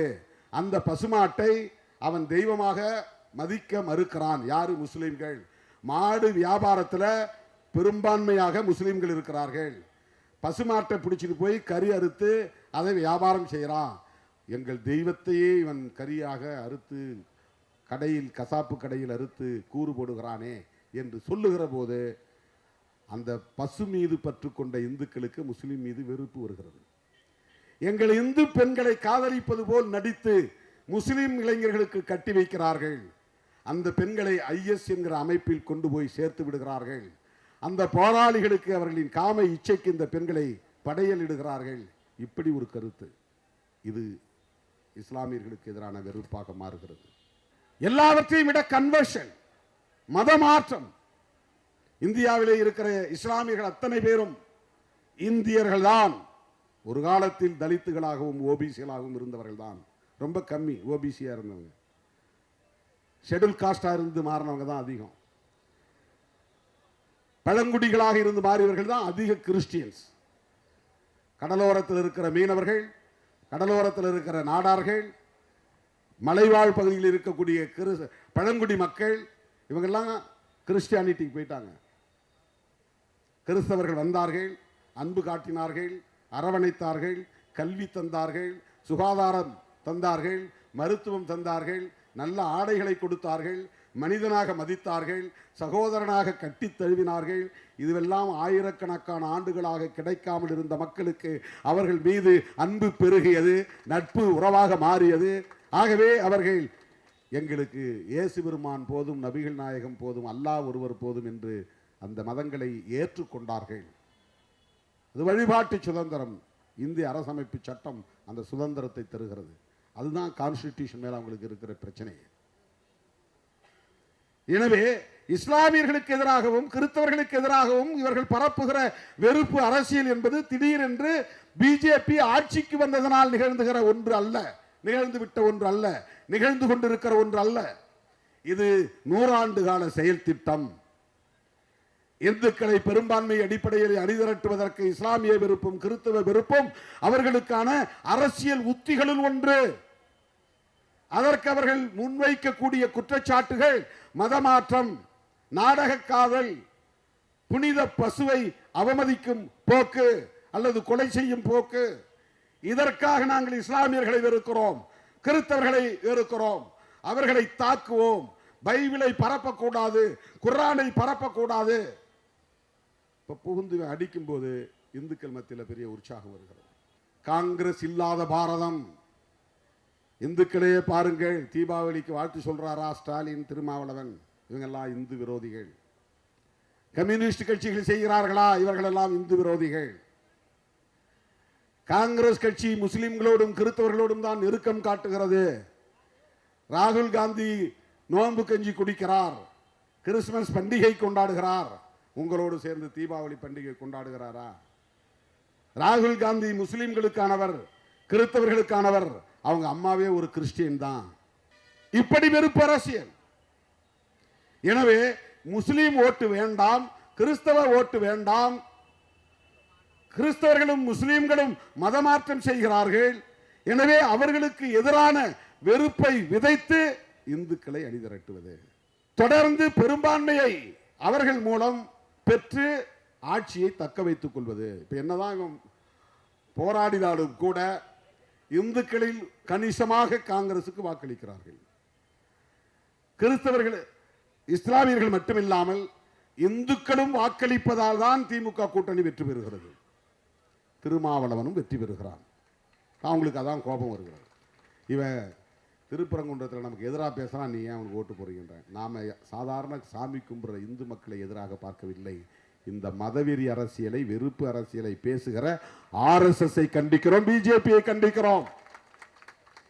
என்னுடைய தாய்க்கு இந்து மதத்தின் மீது நம்பிக்கை இருக்கிறது, கடவுளின் மீது நம்பிக்கை இருக்கிறது. என்னுடைய தாய் என்னை வரவேற்று திருநீர் பூசுகிறார், நான் மகிழ்வோடு ஏற்றுக்கொள்கிறேன். இப்போ கூட சூனாம்பேட்டில் கோயில் கட்டியிருக்கிறோம், நீங்கள் தான் வந்து கும்பாபிஷேகம் நடத்தணுன்றாங்க. ஏன்பா எனக்கு கடவுள் நம்பிக்கை இல்லை அப்படின்னு நான் சொல்லி அதை மறுதளிக்க முடியாது. சொல்லணும்னா சொல்லலாம், ஆனால் நான் அப்படி சொல்கிறதில்லை. அழைப்பவர்கள் என் தம்பிகள், என் பிள்ளைகள், என் சகோதரிகள், என்னுடைய தாய்மார்கள், அவங்க எல்லாமே இந்துக்கள் தான். அவங்க அழைப்பை எப்படி நாம் புறக்கணிக்க முடியும், மறுதளிக்க முடியும்? இவர் கடவுள் நம்பிக்கை இல்லைங்கிறாரு, பெரியாரை பேசுகிறாரு, அப்புறம் போய் சூனாம்பேட்டில் கும்பாபிஷேகத்தில் கலந்துக்கிறாரு. இது ரெட்ட வேடமா இல்லையான்னு நினைப்பாங்க. கிடையாது. என் நம்பிக்கை வேறு, அவர்கள் நம்பிக்கை வேறு. நாங்கள் ஒரு நோக்கத்திற்காக ஒரு களத்தில் நிற்கிறோம். புரட்சியாளர் அம்பேத்கரின் பிள்ளைகளாக இந்த மண்ணை மதசார்பற்ற மண்ணாக பாதுகாக்க வேண்டும் என்கிற நோக்கில் களமாடி கொண்டிருக்கிறோம். என்னுடைய புரிதலில் இருந்து நான் ஏற்றுக்கொண்ட அரசியல், நான் ஏற்றுக்கொண்ட கொள்கை என்கிற அடிப்படையில் நான் இயங்குகிறேன், அவ்வளவுதான். ஆகவே இந்த வெறுப்பு அரசியல் தான் தோழர்களே கிறிஸ்துமஸ் பண்டிகையின் போது அதிகரித்திருக்கிறது. இந்த ஒரு சம்பவத்தை கண்டிக்கிறதோட நம்ம நின்றுட்டா இது முடிஞ்சு போகாது. அவர்கள் பரப்புகிற வெறுப்பு அரசியலை இந்து சமூகத்தினரிடம் நாம் எடுத்து போய் சொல்ல வேண்டும். உங்களை ஏய்க்க பார்க்கிறார்கள், உங்களை தவறாக பயன்படுத்துகிறார்கள், அவர்கள் ஆட்சி அதிகாரத்தில் இருப்பதற்காக அதானிக்கு இந்த நாட்டை எழுதி கொடுக்கிறார்கள். இவ்வளவெல்லாம் செஞ்சு இந்த நாட்டுக்கு இந்து ராஷ்டிரம் பெயர் சூட்டணும் நினைத்தாலும் இந்த மண் யாருக்கானதாக மாற்றப்படுகிறது? அரசு துறைகள் எல்லாம் தனியார் துறைகளாக மாற்றப்படுகிறது. அம்பானிக்கும் அதானிக்கும் விற்கப்படுகிறது. எல்லாவற்றையும் பிரைவேட்டைசேஷன், தனியார் மயமாக்குகிறார்கள். இந்திரா காந்தி அம்மையார் ஆட்சியில் இருந்த போது எல்லாவற்றையும் நேஷனலைசேஷன் பண்ணாங்க. தனியார் வங்கிகள் எல்லாம் அரசு வங்கிகளாக்கினாங்க. கலைஞர் முதலமைச்சரான போது தனியார் பேருந்துகள் எல்லாம் அரசுடைமையாக்கப்பட்டது. தனியார் நிறுவனங்களை அரசுடைமையாக்குவது என்பதுதான் மக்களுக்கானது. அரசு நிறுவனங்களில் தான் இடஒதுக்கீட்டை பெற முடியும். அரசு நிறுவனங்களில் தான் வேலைவாய்ப்பை பெற முடியும். இடஒதுக்கீட்டின் அடிப்படையில் அரசிடம் கல்வி நிறுவனங்கள் இருந்தால் தான் நம் பிள்ளைகள் படிக்க முடியும். அரசிடம் பொதுத்துறைகள் இருந்தால் தான் நாம் அங்கே வேலைக்கு சேர முடியும். அரசு பேருந்துகளாக இருந்தால் தான் அந்த பேருந்தில் நாம் குறைந்த கட்டணத்தில் பயணிக்க முடியும். எல்லாவற்றையும் தனியார்மயப்படுத்தினால் நம்மால் எப்படி சமூக நீதியை பெற முடியும்?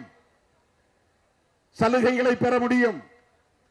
ஜனநாயக உரிமைகளை பெற முடியும்? ஆனால் RSS காரர்கள், மோடி, அமித்ஷா போன்றவர்கள் இந்த தேசத்தை அதானிக்கும் அம்பானிக்கும் தாரை வார்த்துக் கொண்டே இருக்கிறார்கள். எல்லாவற்றையும் தனியார் மயப்படுத்துகிறார்கள், தேசியமயப்படுத்தவில்லை. தேசியவாதம் பேசுகிறார்கள், ஆனால் தேசியமயப்படுத்துவதில்லை.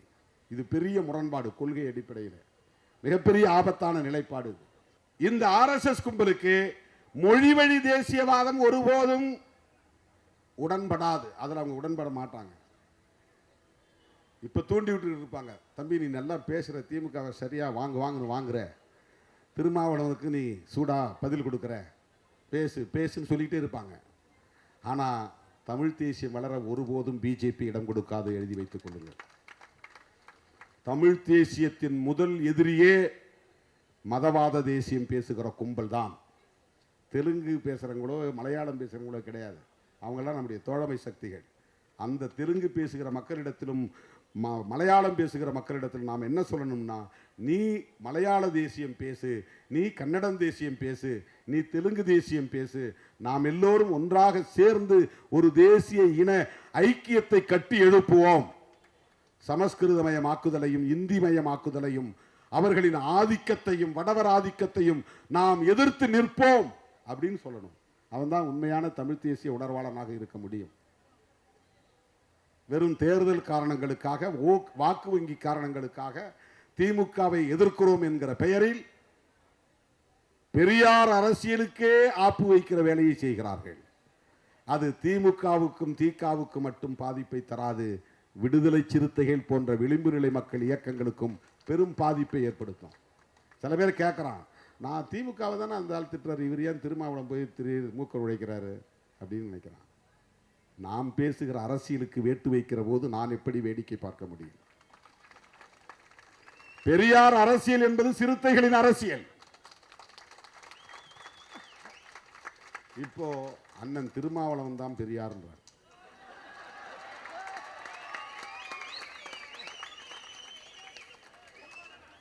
இது டிப்ளமசி, இதுக்கு பேர் தான் டிப்ளமசி.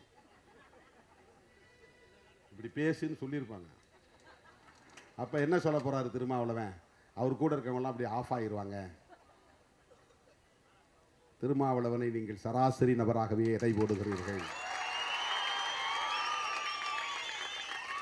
நான் அவருக்காக மட்டும் சொல்ல, எல்லாருக்காகவும் சொல்றேன், எல்லோருக்காகவும் சொல்லுகிறேன். நான் வழக்கமான சராசரியான நடைமுறைகளை பின்பற்றுகிற, ஆசைப்படுகிற ஒரு நபர் இல்லை. அதை உங்களுக்கு நான் சொல்லணும். யாருக்கு சொல்லணும் இல்லை, உங்களுக்கு நான் சொல்லணும். நீங்கள் என்னை பின்பற்றக்கூடியவர்கள், என் தலைமையை ஏற்றுக்கொண்டிருப்பவர்கள். பெரியாருடைய உழைப்பையும் பெரியாருடைய தியாகத்தையும் உள்நோக்கம் கற்பித்து கொச்சைப்படுத்துவது அவரை மட்டும் பாதிக்காது. நீங்க பேசுறியா திராவிடம் இல்லாத திராவிடம்னு? நான் திராவிடம் இல்லாத திராவிடம் சொல்லல, இல்லாத திராவிட தேசியம் சொன்னேன். ஒவ்வொரு சொல்லுக்கும் பெரிய வலிமை உண்டு, பொருள் உண்டு, ஆழமான பொருள் உண்டு. இல்லாத திராவிட தேசியம் இது வேற, இல்லாத திராவிடம் இது வேற. திராவிடம் இருக்கிறது, திராவிட தேசியம் இல்லை. இதுதான் விடுதலை சிறுத்தைகளின் நிலைப்பாடு. திராவிடம் இருக்கிறதுனா என்ன? திராவிடம் என்றால் ஆரியத்திற்கு எதிரானது, பார்ப்பனியத்திற்கு எதிரானது, சனாதனத்திற்கு எதிரானது. இந்துத்துவா, இந்துத்துவா அப்படின்னு இழுத்தோம்னா அது வந்து பிஜேபி ஆர்எஸ்எஸ் கோட்பாடு. இந்துத்துவம் அப்படின்னா திமுகவில் இருக்கிற இந்துக்களுக்கும் பொருந்தக்கூடியது. ரெண்டுக்கு வேறுபாடு இருக்கு. இந்துத்துவா அவனுடைய கோட்பாடு. இந்துத்துவம் அப்படிங்கிறது என்ன? இந்து நம்பிக்கை உள்ளவங்க புரிஞ்சுக்கிற மாதிரி இருக்குது. ஹிந்துயிசம் அதான் இந்துத்துவம். இந்துயிசம் என்பது வேறு, இந்துத்துவா என்பது வேறு. பிஜேபி ஆர்எஸ்எஸ் பேசுவது இந்துத்துவா. அது என்ன அர்த்தம்னா மதவெறியை தூண்டி இஸ்லாமிய வெறுப்பை, கிறிஸ்தவ வெறுப்பை விதைத்து மத கலவரத்தை தூண்டி வெற்றி பெற்று இந்த தேசத்தை இந்து ராஷ்டிரம் என்று அறிவிப்பது. இதுதான் இந்துத்துவா. இந்துயிசம்னா என்ன? சிவனே, மகாவிஷ்ணுவே, ஐயன் முருகனே என்று கடவுள் மீது நம்பிக்கை வைத்து அவனிடத்தில் போய் முறையிடுகிற மக்களின் ஆன்மீக நம்பிக்கை அது. அது இந்துத்துவம், அது இந்துயிசம். சிவபெருமான் இப்படி தோன்றினார், மகாவிஷ்ணு இப்படி தோன்றினார், இவர் திருவிளையாடல் பண்ணார், அவர் வந்து தசாவதாரம் எடுத்தார். இதுவெல்லாம் புராண கதைகளாக இருந்தாலும் அது ஒரு நம்பிக்கை. அந்த நம்பிக்கை என்பது இந்துயிசம், அது வேறு. அதை நாம் விமர்சிக்கவில்லை. குலதெய்வங்களை கும்பிட்டாலும் அல்லது தமிழ் கடவுளை கும்பிட்டாலும் அல்லது பெருந்தெய்வங்களை கும்பிட்டாலும் அது இந்து மக்களின் நம்பிக்கை. அதை நாம் விமர்சிக்கவில்லை, அதை நாம் எதிர்க்கவில்லை. நம்முடைய எதிர்ப்பு பிஜேபி ஆர்எஸ்எஸ் முன்வைக்கிற இந்துத்துவா. நீங்க சொல்லும் போது எச்சரிக்கையா உச்சரிக்கணும். இந்துயிசம் என்பது வேறு, இந்துத்துவா என்பது வேறு. ஆக திராவிடம் என்பது இந்துத்துவாவிற்கு எதிரானது அல்லது சனாதனத்திற்கு எதிரானது அல்லது பார்ப்பனியத்திற்கு எதிரானது அல்லது ஆரியத்திற்கு எதிரானது. ஆரியனா ரொம்ப வைடா புரிஞ்சுக்கணும். பார்ப்பனியனா ரொம்ப கரெக்டா ஸ்பெசிபிக்கா பார்ப்பனர்களுடைய நலன்களுக்கானது. ஆரியர்களில் பல வகையரா உண்டு. பிராமணர்கள் மட்டும் ஆரியர்கள் கிடையாது. ஈரானிலிருந்து வந்தவங்க எல்லாமே ஆரியர்கள் தான். இப்ப ஈரானை சார்ந்த இஸ்லாமியர்களே ஆரியர் தான். ஹிட்லரே ஒரு ஆரியன் தான். ஹிட்லரே ஒரு ஆரியன் தான். ஒரு பிராமணனா கிடையாது, பிராமணர் கிடையாது. பிராமணர் வேற, இந்தியாவில் இருக்கிறவங்க அவங்கள நாம பார்ப்பனர்கள் தமிழ்ல சொல்றோம். அவர்களும் ஆரியர்கள் தான். நம்ம ஹிட்லரும் ஆரியர் தான். அதனாலதான் இங்க இருக்கிற ஆர்எஸ்எஸ் காரர்கள் ஜெர்மனிக்கு போய், ஐயா நீ நானும் ஒரே ரேஸ் தான், நானும் ஆரியன் ரேஸ், நீ ஆரியன் ரேஸ். ரேஸ்ங்கிறது வேற, எத்னிக்ங்கிறது வேற. ஆங்கிலத்தில் ரேஸ் அப்படின்னா டிராவிடியன் ரேஸ், அது இருக்கு இந்தியாவுக்குள்ள. ஆரியன் ரேஸ் இந்தியாவுக்குள்ள இருக்கு. தமிழன ரேஸ்னு சொல்ல முடியுமா? ரேஸ்னு சொல்ல முடியாது. ரேஸ்னா அந்த ஓட்டத்துக்கு போடுற அதே சொல்லுதான், அதே ஸ்பெல்லிங் தான். RACA CE RACE race. அந்த இனம் அது ஒரு வகையான இனத்தின் பெயர். Mongolian race, Aryan race, Dravidian race. அந்த டிராவிடியன் ரேஸ்க்குள்ள Tamil ethnic group, Malayalam ethnic group, Kannada ethnic group, இதெல்லாம் அந்த குழுக்கள். எத்னிசிட்டி. இது மொழி வழி தேசியம், அது இன வழி தேசியம். ரெண்டுக்கு வேற. நாம வந்து சொல்றது திராவிடம்ங்கிற கருத்தியல் இருக்குன்னு சொல்றோம். எதுனா ஆரியத்தை எதிர்ப்பது, பார்ப்பனியத்தை எதிர்ப்பது, அது இன்னும் ரொம்ப நுட்பமா சொன்னா சனாதனத்தை எதிர்ப்பது. இதெல்லாம் வந்து ஒரு அரசியல் கட்சியின் செயல் திட்டமா மாறும்போது ஹிந்துத்துவா அப்படின்னு மாறிடுது.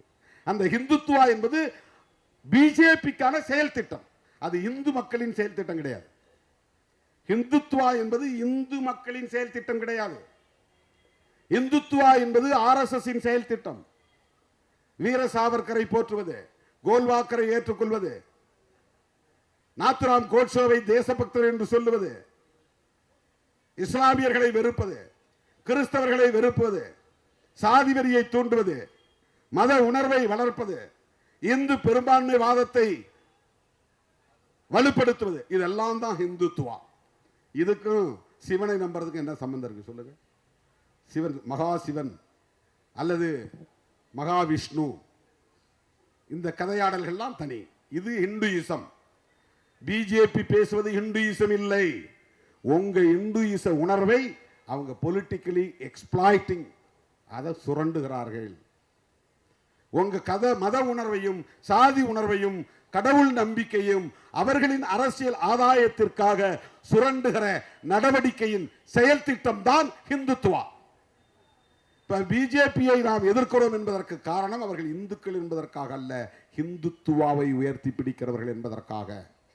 RSS எதிர்ப்பதற்கு காரணம் அவர்கள் இந்துக்கள் என்பதற்காக அல்ல, இந்துத்துவா என்கிற செயல் திட்டத்தை உயர்த்தி பிடிப்பதனால் எதிர்க்கிறோம். இந்த வேறுபாட்டை நாம் புரிந்து கொள்ள வேண்டும். எனவே இந்தியாவில் இருக்கிற எல்லா தலித் அமைப்புகளும் தலித் தலைவர்களும் உங்கள் அரசியல் வித்தைகளுக்கு இணங்கி போயிருக்கலாம். நாங்கள் சின்னஞ்சிறு அமைப்பாக தமிழ்நாட்டுக்குள்ளே இருக்கலாம். தாவீது கோலியாத் கதையை போல கோலியாத்தை, மிகப்பெரிய ஜாம்பவானை தாவீது என்கிற சிறுவன் தான் வீழ்த்தினான். அது கிறிஸ்தவம் சொல்லுகிற கதை. பிஜேபி RSS என்கிற கோலியாத்தை VCK என்கிற டேவிட் எதிர்த்து நிற்கிறான்.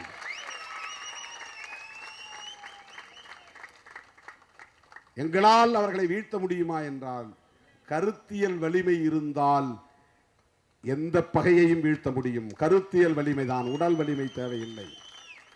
எண்ணிக்கை வலிமை கருத்தியல் வலிமையில் இருந்துதான் உருவாகும். RSS உருவான போது சில நபர்கள் தான் இருந்தார்கள். வளரும் போது சில 100 பேர் தான் இருந்தார்கள். ஹெட்கேவார் போன்ற தலைவர்கள் உருவான போது இந்தியா முழுவதும் சில 1000 பேர் தான் இருந்தார்கள். இன்றைக்கு RSS அவர்களின் கருத்திலே அவர்கள் உறுதியாக இருந்ததால், வலிமையாக இருந்ததால் பிஜேபி என்கிற அரசியல் பிரிவை உருவாக்கி நாட்டையே கைப்பற்றி விட்டார்கள். டெல்லியிலே ஆட்சி நடத்துவது பிஜேபி அல்ல, RSS. ஆகவே தமிழ்நாட்டில் இருக்கிற எந்த கட்சியும் பின்வாங்கலாம், தயங்கலாம், தேங்கி நிற்கலாம், அச்சப்படலாம். விடுதலை சிறுத்தைகள் புரட்சியாளர் அம்பேத்கரை நெஞ்சிலே ஏந்தி, தந்தை பெரியாரை நெஞ்சிலே ஏந்தி களத்தில் நிற்போம். எங்களுக்கு இருக்கிற ஒரே வலிமை புரட்சியாளர் அம்பேத்கர் என்கிற பெயர்தான். எங்களுக்கு இருக்கிற ஒரே வலிமை அவருடைய கோட்பாடு தான். எந்த துணிச்சலில் பேசுகிறோம்? அம்பேத்கர் என்கிற பெயர் எங்களோடு இருக்கிறது என்கிற துணிச்சலில் பேசுகிறோம். அவருடைய கருத்துக்களை, கொள்கைகளை, கோட்பாடுகளை புரிந்து வைத்திருக்கிறோம். அதை ஒருபோதும் நாங்கள் விட்டுக் கொடுக்க மாட்டோம். அது நீர்த்து போக அனுமதிக்க மாட்டோம். அவர் வகுத்தளித்த அரசமைப்பு சட்டத்தை தூக்கி எறிவதற்கு இடம் தர மாட்டோம். இதை சாதிக்கிறதுக்கு எங்களுக்கு எங்க கொள்கையோடு ஒத்து போறக்கூடிய ஆட்களோட உறவு தேவைப்படுகிறது. அதனால் மதசார்பற்ற கூட்டணியில் விடுதலை சிறுத்தைகள் கட்சி இடம்பெற்றிருக்கிறது. நான் பிஜேபியோட இருந்தா இதெல்லாம் பேச முடியுமா? பிஜேபி கூட்டத்தில் போய் இந்த மேடையில் நின்னா மோடியோடு நிற்கிறேன் அப்படிங்கிற மகிழ்ச்சி தான் இருக்கும். நான் ஒரு பிரதமர் பக்கத்தில் நின்னேன், அது கொஞ்ச நாள். அவரே சாசுவதம் இல்லை. நாட்டில் மக்கள் விழிப்புணர்வு பெறுகிற காலம் வரும். அவர்களையும் தூக்கி எறிகிற காலம் வரும். அது நிலையானதல்ல. ஆக தற்காலிகமாக பதவிக்காக, பவிசுக்காக, புகழுக்காக நாங்கள் ஒரு நிலைப்பாட்டை எங்களின் அடிப்படை கோட்பாடுகளில் இருந்து மாற்றி ஒருபோதும் எடுக்க மாட்டோம். இப்போ என்ன ஆகும்? உங்களால் ஜெயிக்க முடியுமா? இப்போ 4 MLA நாளைக்கு ஒன்றும் இல்லாமல் போனால் என்ன பண்ணுறது? இதெல்லாம் நீ போடுற கணக்கு, நான் போடுற கணக்கு இல்லை. இது நீ போடுற கணக்கு. ஏன்னா உனக்கு அந்த பார்வை தான். நாளை 8 ஆக்கணும், அப்படியே அதில் சொகுசாக இருக்கணும், அது உன்னுடைய கணக்கு. எனக்கு அந்த பார்வையே இல்லையே. இது இல்லாத போதே போராடியவர்கள் தானே விடுதலை சிறுத்தைகள். தமிழ்நாட்டு அரசியலிலே தாக்கத்தை ஏற்படுத்தியவர்கள் தானே விடுதலை சிறுத்தைகள். அந்த கணக்கு எங்களுக்கு தேவையில்லையே. அதனால் தானே எல்லோரும் தேர்தல் களத்தில் நிற்கிற போது நாங்கள் போராட்ட களத்தில் நிற்கிறோம். தேர்தல் நேரத்தில் இந்த ஆல்ட்ரேஷன்லாம் பண்ணாதீங்க, அது பிரச்சனையா மாறும். நான் தேர்தலை கணக்கு வச்சாதானே அது பிரச்சனையாகுங்கிறத பற்றி கவலைப்படுறது. நான் எங்கள் கட்சியை நான் முறைப்படுத்தணும். எல்லோருக்கும் நான் அதிகாரத்தை பகிர்ந்தளிக்கணும். 38 மாவட்டத்தில் 38 × 2 76 பேரை நான் மாவட்ட செயலாளர் அறிவிக்கிறதுக்கு பதிலாக 234 பேர் கையில் நான் அதிகாரத்தை கொடுக்குறேன். இந்தியாவிலேயே எந்த அரசியல் கட்சியும் செய்ய துணியாததை திருமாவளவன் செய்து காட்டியிருக்கிறான். ஒரு சட்டமன்ற தொகுதிக்கு ஒரு மாவட்ட செயலாளர், தொகுதி மாவட்ட செயலாளர், பேரும் புதுசு. கிழக்கு மாவட்டம், மேற்கு மாவட்டம், தெற்கு மாவட்டம் சொல்லிட்டு இருந்த நிலை மாறி தொகுதி மாவட்ட செயலாளர். எந்த தொகுதி வேணாலும் முன்னால போட்டுக்க. சைதாப்பேட்டை போட்டா சைதாப்பேட்டை தொகுதி மாவட்ட செயலாளர். ஒரு நியூ நாமன்கிளேச்சர், புதிய பெயர் சூட்டு முறை. 234 பேர் விண்ணப்பம் செஞ்சவன் 2340 பேர். எனக்கு தெரியும் மிச்சால் பூரா என்னை திட்டுவான், சபிப்பான், சாபம் விடுவான், மன்னவாரி தூற்றுவான். என்னையா இந்த ஆளு, என் மேல கோபிக்க முடியாதவனா கூட இருக்கிறவனை சொல்லுவாங்க, இந்த ஆளால் தான் இந்த பிரச்சனை. இந்த பாவரசு இருக்கிற வரையிலும் இந்த கட்சி உருப்படாது, இந்த சேக்கு வரா இருக்கிற வரையிலும் உருப்படாது, அந்த வன்னி அரசு பண்ற வேலை தான், ரவிக்குமார் பண்ற வேலை தான், சிந்தனை செல்வன் பண்ற வேலை தான். சத்தியமா சொல்றேன், யாருமே எதுவுமே சொல்லலை. இந்த ஆளுக்கு போடுங்க, அந்த ஆளுக்கு போடுங்க, அந்த ஆளுக்கு போடுங்க. சில பேர் கொடுத்துருப்பாங்க, நான் வாங்கி வாங்கி பைக்குள்ள வச்சிருப்பேன், 1-2 பேர். அதை நான் பார்க்கவே கிடையாது. எல்லா விண்ணப்பத்தையும் ஒன்னொன்னா, ஒரு முறைக்கு 2 முறை, 2 முறைக்கு 4 முறை, 4 முறைக்கு 8 முறை திரும்ப திரும்ப திரும்ப திரும்ப அந்த முகத்தை பார்த்து மைண்டுக்குள்ள எல்லாத்தையும் உட்கார வச்சுக்கிட்டேன். இப்போ எல்லா முகத்தையும் எனக்கு தெரியும்.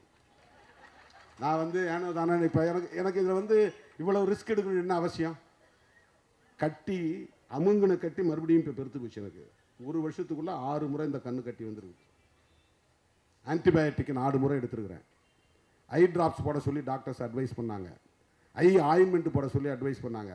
அதை போடுறதுக்கு ஒரு தம்பி வருவார், அவரை விரட்டி விட்டுருவானு இங்கே இருக்கிறவங்களாம். ஏன்னா புதுசாக ஒருத்தன் உள்ளே வரான், அவன் கூடவே ஒட்டிக்கிட்டான்னா அப்புறம் நாம கூட இருக்க முடியாது. இவ்வளவு பிரச்சனைகள்லாம் நான் எதிர்கொள்ள வேண்டியிருக்கு. அவன் அப்செட் ஆகி போயிடுவான், அவனை நான் சமாதானப்படுத்தணும். இவங்களையே விட முடியாது. தூங்குறதும் இல்லை, 2 மணி நேரம் 3 மணி நேரம். எதுக்கு நான் இவ்வளவு ரிஸ்க் எடுக்கணும்? நீங்கள் எழுதி கொடுங்கப்பா, இந்த உன்ட்ட ஒரு மாவட்டம் கொடுக்குறேன், உன்ட்ட ஒரு 10 மாவட்டம், 10 மாவட்டம் உங்களுக்கு தெரிஞ்ச ஆளை எழுதி கொடு, கையெழுத்து போட்டு நான் பாட்டு போயிட்டே இருக்கலாம் இல்லையா? என்ன குடிமொழிகிற போயுது? அப்படி இல்லை. இந்தியாவிலேயே எந்த கட்சியும் எந்த கட்சி தலைவரும் துணியாததை துணிந்து ஒரு முடிவெடுத்து இன்றைக்கு 234 தொகுதி மாவட்ட செயலாளர்களை அறிவித்திருக்கிறோம். அதுல நிறைய அதிருப்தி இருக்கு, வருத்தம் இருக்கு, வலி இருக்கு. அதை மாற்ற சொல்லி வந்து கேட்குறாங்க. ஒவ்வொரு முறையும் இந்த பிரச்சனை எனக்கு இருக்கு, பயங்கரமான பிரச்சனை. திடீர்னு ஒருத்தன் பெட்ரோல் கேனோட வரான், திடீர்னு ஒருத்தன் பாய்ச்சனோடு வரான், திடீர்னு ஒருத்தன் கார் முன்னால் வந்து விடறான், கார் கண்ணாடி வந்து ஒருத்தன் அடிக்கிறான். பதில் சொல்லிட்டு தான் போகணும். இப்போ திடல் ஆஃபீஸ்லேருந்து வெளியே வர ஒரு பெரிய கூட்டம் கூடிடுச்சு. இங்கே ஆர்ப்பாட்டத்துக்கே என்னால் வர முடியாதுங்கிற அளவுக்கு. எல்லோரையும் நான் எதிர்கொண்டு ஒவ்வொருவருக்கும் பொறுமையாக பதில் சொல்லி அமைதியாக இருங்கள் என்று அவர்களை அரவணைத்து அனுசரித்து ஆறுதல் படுத்தி ஆற்றுப்படுத்தி வந்து நிற்கிறேன். ஏனென்றால் எனக்கு குறுக்கு வழியில் கணக்கு போட்டு 10-18 ஆக்குறதுங்கிற கணக்கெல்லாம் எனக்கு தெரியாது. நான் அப்படிப்பட்ட அரசியல் பண்ணலை. இங்கே போகலாமா அங்கே போகலாமான்னு சூறா காட்டி கடைசி நேரத்தில் பேரம் படிஞ்ச பிறகு அறிவிப்பு செய்கிறவங்க கிடையாது. நீ வேண்டாம் இன்ட்டு போட்டாச்சு, நீ வேண்டாம் இன்ட்டு போட்டாச்சு, இங்கே கதவை சாத்துறேன், இங்கே கதவை சாத்துறேன். புதுசாக கட்சி தொடங்கியிருக்கிறாங்க, ஒரே ஜோராக இருக்குது. அவங்க பின்னால் எதிர்காலம் அவங்களுக்கு தான் இருக்குது. அவங்க அரசியல் நாம் பேசுகிற அரசியலுக்கு முரணாக இருக்குது. அவங்க நோக்கம் நம்முடைய இலக்குக்கு எதிராக இருக்குது. சாத்து கதவை, வேண்டாம் வேண்டாம், திறந்தே வைக்க வேண்டாம். புதுசாக திறந்த கதவையே சாத்தியாச்சு. இதெல்லாம் முட்டாள்தனமாக செய்யலை, ஒரு நிலைப்பாட்டில் உறுதியாக இருந்து செய்கிறோம். இதனால் ஏற்படுகிற தேர்தல் பாதிப்புகள் நட்டங்களை நாங்கள் எதிர்கொள்வோம். அது எனக்கு பிரச்சனை கிடையாது. என்னுடைய கொள்கையை ஏற்று என்னோடு வருகிறவர்கள் என் உயிரின் உயிரான விடுதலை சிறுத்தைகளாய் என் இறுதி மூச்சு வரையில் இருப்பார்கள். போன முறை உங்களுக்கு வாய்ப்பு கொடுத்த, 2.5 வருஷம் நீங்க இருக்கிறதுக்கு வாய்ப்பு கொடுத்த, இப்ப பறிச்சுட்டேன்னு உங்களுக்கு கோபம் வருது. அது பறிக்கல, உன்னை எலிவேட் பண்றேன், வேற ஆளை உட்கார வைக்கணும். இது ஒரு மியூசிக்கல் சேர் மாதிரி தான். நீ தள்ளிக்கிட்டா 100 ஆளை உட்கார வைக்க போறோம். ஒரு செஸ் விளையாடுறோம், ஒரு காயை எடுத்து இந்த இடத்துல வைக்கிறோம், இன்னொரு காயை எடுத்து இந்த இடத்துல வைக்கிறோம். இதுக்கெல்லாம் பெரிய ரீசன் சொல்ல முடியாது. இது வெட்டுப்படாமல் இருக்கணும், அதனால எடுத்து வைக்கிறோம், அவ்வளவுதான். நான் ஜெயிக்கிறனோ இல்லையோ, ஜெயிக்கிறனோ இல்லையா, ஒரு ரூமுக்குள்ள கிடக்கிற சேர் இப்படி மாத்தி மாத்தி போடுறேன், அவ்வளவுதான். சேரை தூக்கி வெளியே போடல, உள்ளவே இருக்கிற சேரை மாத்தி மாத்தி போடுறேன். கிழக்கமா பார்த்து உட்கார்ந்து அப்புறம் வடக்கமா பார்த்து உட்கார்றேன், பெட்டை மாத்தி போடுறேன். இப்படி படுத்தா வடக்க தலை வச்சு படுக்க, இந்த பக்கம் தெற்க தலை வச்சு படுக்கலாம், அப்படி சீட்டை மாற்றி போடுறேன், பெட்டை மாற்றி போடுறேன். அதுதான் ரீஅலைன்மெண்ட்டு. மாற்றிக்கிட்டே இருக்கிறவங்கள, அவ்வளோதான்.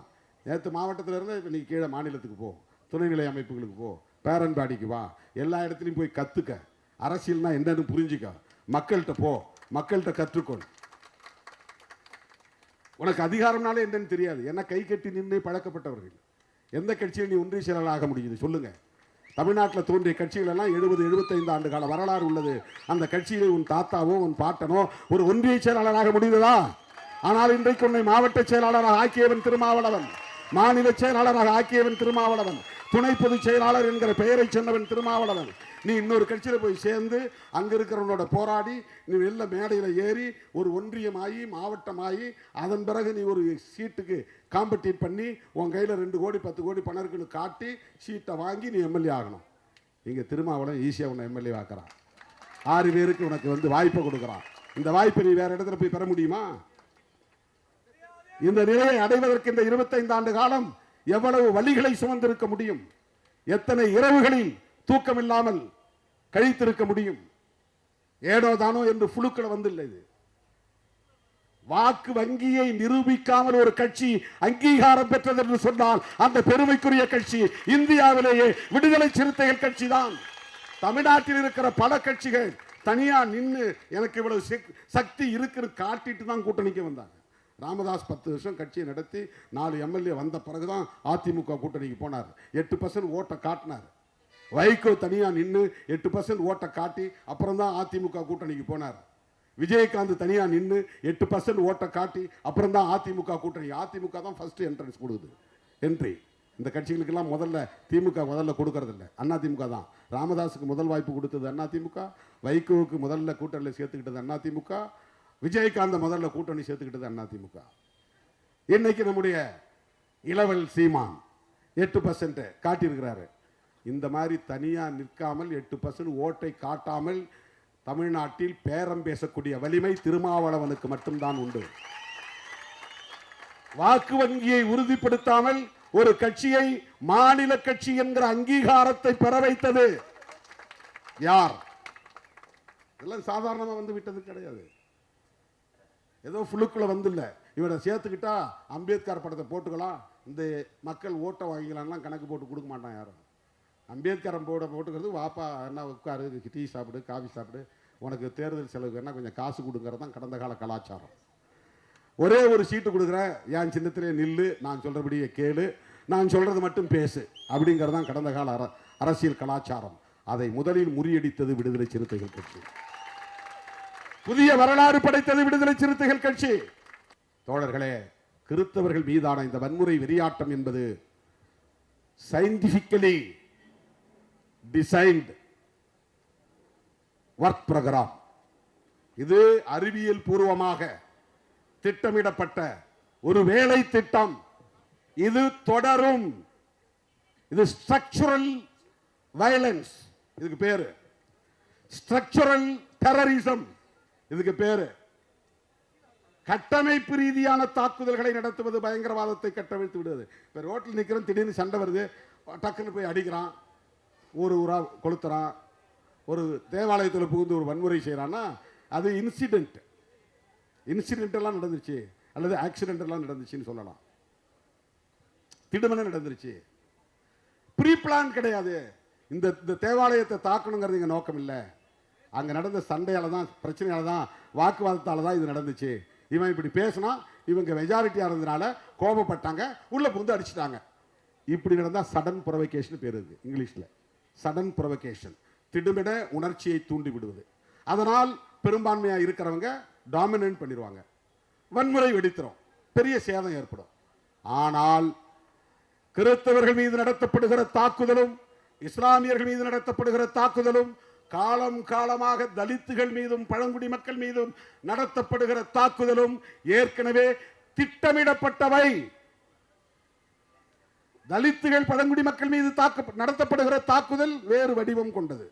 அது ரொம்ப காலமா மனுஸ்மிருதியின் மூலமா இங்கே எஸ்டாப்ளிஷ் பண்ணப்பட்டது, நிலைநிறுத்தப்பட்டது, கட்டமைக்கப்பட்டது. ஆனால் இன்றைக்கு திடுமன இந்த மண்ணின் மைந்தர்களாக இருக்கிற இஸ்லாமியர்கள் மீதும் கிறிஸ்தவர்கள் மீதும் தாக்குதல் நடத்துறாங்க. என்னன்னா அங்க பிஜேபி ஆளக்கூடிய இடங்கள்லாம் ஆன்டி கன்வென்ஷன் லா கொண்டு வந்துட்டான். தமிழ்நாட்டில் வந்து முதல்ல எதிர்ப்பு குரல் கொடுத்தது விடுதலை சிறுத்தைகள் கட்சி. மதமாற்ற தடை சட்டத்தை எதிர்த்து தான் நான் தமிழ் பெயர் சூட்டுகிற நடவடிக்கையை எடுத்தேன். இது பல பேருக்கு தெரியாது. தமிழ் மேல கொண்ட பற்றுதலால் இதை செய்தேங்கிற மாதிரி நினைப்பாங்க. இந்த மொழி உணர்வு, மொழி பற்று, அந்த அடிப்படையில் திருமாவளவன் தன் தந்தைக்கு ராமசாமி என்பதை மாற்றி தொல்காப்பியன் என்று பெயர் சூட்டி கொண்டார், பெயர் சூட்டி விட்டார் அப்படின்னு நினைக்கிறாங்க. ராமசாமிங்கிறதுல ராமன் இருக்குது, சாமி இருக்குது, அதுல மத அடையாளம் இருக்குது. தொல்காப்பியன் என்பதில் மத அடையாளம் இல்லை, அது தமிழ் அடையாளம் மட்டும்தான். எனவே இந்து பெயர்களை மாற்றுவோம், இனிய தமிழ் பெயர்களை சூட்டுவோம் என்ற முழக்கத்தை நான் எழுதியது எதற்காக என்றால், ஜெயலலிதா அம்மையார் கொண்டு வந்த மதமாற்ற தடை சட்டத்தை எதிர்த்து. இதெல்லாம் ஐடியாலஜிக்கலா கமிட்டட். மதமாற்ற தடை சட்டத்தை எதிர்த்த இயக்கம், மூர்க்கமாக எதிர்த்தோம். அன்னைக்கு நாங்க சின்ன கட்சியா இருக்கலாம். தேர்தல் நேரத்தில், அந்த நேரத்தில் 10 மணிக்கு கூட்டத்தை முடிக்கணுங்கிற நிலையெல்லாம் வந்துருச்சு. அப்ப நான் வந்து இதெல்லாம் யாருக்கும் வராது, இந்த நிலைப்பாட்டெல்லாம் யாராலும் எடுக்க முடியாது. அந்த மாநாட்டுக்கு பெயரே இந்துத்துவ பண்பாட்டு திணிப்பு எதிர்ப்பு மாநாடு. இந்தியாவிலேயே, தமிழ்நாட்டில், அதாவது தமிழ்நாட்டிலேயே அல்லது இந்தியாவிலேயே இப்படி ஒரு மாநாட்டு நடத்துகிற துணிச்சல் விடுதலை சிறுத்தைகளுக்கு மட்டும்தான் உண்டு. ஏன் தெரியுமா? ஆடு கோழி பலியிட தடை சட்டம் கொண்டு வந்தாங்க அந்த அம்மா ஒரே நேரத்தில். மதமாற்ற தடை சட்டம், ஆடு கோழி பலியிட தடை சட்டம். ஆடு கோழியை நீ ஏன் பலியிடக்கூடாதுன்னு சொல்ற? நான் ஏன் குலதெய்வங்களுக்கு, கருப்புசாமிக்கு, முனியாண்டிக்கு நான் போய் ஆட்டை வெட்டுவேன், பன்றியை வெட்டுவேன், கோழியை வெட்டுவேன், அங்கேயே சமைப்பேன், சொந்த பந்தங்களோடு உட்கார்ந்து நான் சாப்பிடுவேன். இது என்னுடைய நீண்ட கால கலாச்சாரம். சில சாமிக்கு நான் சாராயமும் படைப்பேன், அது எங்களுடைய முன்னோர் கலாச்சாரம். செத்து போனவன் என் தாத்தாவா இருக்கலாம், பாட்டனா இருக்கலாம், அவன் விரும்பி திங்கிற கறியை நான் படைப்பேன். இது எனக்கான கலாச்சாரம். இதை நீ தடுப்பதன் மூலம் சாதிக்க விரும்புவது என்ன? நீ பெருந்தெய்வ வழிபாட்டை நோக்கி என்ன நகர்த்துற, சிறு தெய்வ வழிபாட்டிலிருந்து என்ன வெளியேற்றுற, குலதெய்வ வழிபாட்டிலிருந்து வெளியேற்றுகிறாய். என்னுடைய நாட்டுப்புற கலாச்சாரத்தை, பாரம்பரிய கலாச்சாரத்தை அழிக்க பார்க்கிறாய் என்று அன்றைக்கு அந்த அரசுக்கு எதிராக ஆடு கோழி பலியிட தடை சட்டத்தை எதிர்த்துதான் இந்துத்துவ பண்பாட்டு திணிப்பு எதிர்ப்பு மாநாட்டை நடத்தணும். இது எப்ப நடந்தது? 2004. எத்தனை வருஷத்துக்கு முன்னால? 21 வருஷத்துக்கு முன்னால.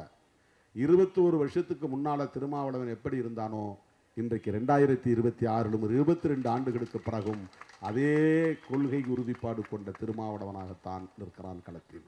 எந்த மாற்றமும் கிடையாது. அதில் இன்னும் உறுதியா இருக்கிறோம். என்னுடைய பாரம்பரியத்தை நீ சிதைக்க பார்க்காதீங்க. இப்ப தமிழ்நாட்டுக்குள்ளே இன்றைக்கு மதமாற்ற தடை சட்டம் இல்லை என்பதற்கு பல பேர் காரணமாக இருந்தாலும் திருமாவளவனும் காரணம், சிறுத்தைகளும் காரணம் என்பதை சிறுபான்மை மக்கள் புரிந்து கொள்ள வேண்டும். ஆனா பிஜேபி ஆளக்கூடிய மாநிலங்களில் மதமாற்ற தடை சட்டம் நடைமுறையில் இருக்கு. உத்தரப்பிரதேசத்தில் இருக்கு, ராஜஸ்தான்ல இருக்கு, சத்தீஸ்கர்ல இருக்கு, பல மாநிலங்கள்ல இருக்கு, கொண்டு வந்திருக்கிறாங்க. அந்த மாநிலங்கள் தான் ஹிந்தி பெல்ட். இப்ப அதை வந்து ஹிந்துத்துவா பெல்ட்னு சொல்றாங்க. அங்க இந்த ஆன்டி கன்வென்ஷன் லா கொண்டு வந்து ஒருத்தர் ஜெபம் பண்ணிட்டு இருந்தாருன்னா, இவர் மதமாற்ற முயற்சி செய்தார்னா அவரை தாக்குறது, அரெஸ்ட் பண்றது, உள்ள போடுறது. அந்த சட்டத்தை பயன்படுத்தி, அந்த சட்டம் இருக்கிறதுனால எந்த கிறிஸ்தவராக இருந்தாலும் எந்த முஸ்லீமா இருந்தாலும் அவர் மதம் மாற்ற முயற்சித்தார் அப்படின்னு ஒரு ஃபால்ஸ் கேஸை போட்டு அவரை தூக்கி உள்ள போட முடியும். அப்புறம் வெளியே வர முடியாது. நான் குற்றவாளி இல்லைன்னு அவர் நிரபராதின்னு ப்ரூவ் பண்ணிட்டு தான் அவர் வெளியே வர முடியும். இந்த நிலையை கொண்டு வந்திருப்பது இந்துத்துவா செயல் திட்டத்தின் விளைவு. பிஜேபி ஆட்சியில் இருப்பதனால் நிகழ்கிற ஒன்று. இவையெல்லாம் இந்தியா முழுவதும் பரவிவிடக் கூடாது, தமிழ்நாட்டிலும் பரவிவிடக் கூடாது என்கிற கவலைதான் நமக்கு மேலோங்கி இருக்கிறது. அதனால்தான் பெரியாரை இழித்து பழித்து பேசுகிறவர்களையும், திராவிட அரசியலில் எங்களுக்கு உடன்பாடு உண்டு என்று சொல்லிக்கொண்டே அந்த கும்பலின் செயல் திட்டத்தை நடைமுறைப்படுத்துவதற்காக புதிதாக களம் இறங்கி இருப்பவர்களையும் நாம் எதிர்க்கவும் விமர்சிக்கவும் கடமைப்பட்டிருக்கிறோம். அந்த களத்தில் அப்படி நிற்கிறோம். எனது அருமை தோழர்களே, சிறுபான்மை மக்களுக்கு எதிரான வெறுப்பு அரசியலை முறியடிக்க வேண்டும் என்கிற அடிப்படையில் நாம் களம் அமைக்க வேண்டும். அவ்வப்போது நடைபெறுகிற தாக்குதல்களை கண்டிக்கிற ஆர்ப்பாட்டங்களின் ஊடாக இவற்றையெல்லாம் தடுக்க முடியாது. பெரும்பான்மை இந்து மக்களை சகோதரத்துவத்தோடு நாம் அரவணைக்க வேண்டும். அப்பாவி இந்து வாக்காளர்களோடு இருக்கிற நல்லிணக்கத்தை நாம் பேணி பாதுகாக்க வேண்டும். RSS உள்ளிட்ட சங் பரிவார்களின் அரசியலை, ஆபத்தான அரசியலை, மதவெறி அரசியலை, சனாதன அரசியலை நாம் அம்பலப்படுத்த வேண்டும். இவற்றோடு சேர்ந்ததுதான் சிறுபான்மை மக்களின் பாதுகாப்பும் என்பதை சொல்லி இந்த கும்பலின் மதவெறி ஆட்டத்தை வன்மையாக கண்டித்து இஸ்லாமியர்களுக்கும் கிறிஸ்தவர்களுக்கும் என்றைக்கும் நாங்கள் ஒற்ற துணையாக இருப்போம், பாதுகாப்பு அரணாக இருப்போம் என்பதை சொல்லி முடிக்கிறேன். தேடி வந்த உங்கள் அனைவருக்கும், ஓடி வந்த என் உயிரின் உயிரான விடுதலை சிறுத்தைகளுக்கும் என்னுடைய நன்றியை தெரிவித்துக் கொள்கிறேன்.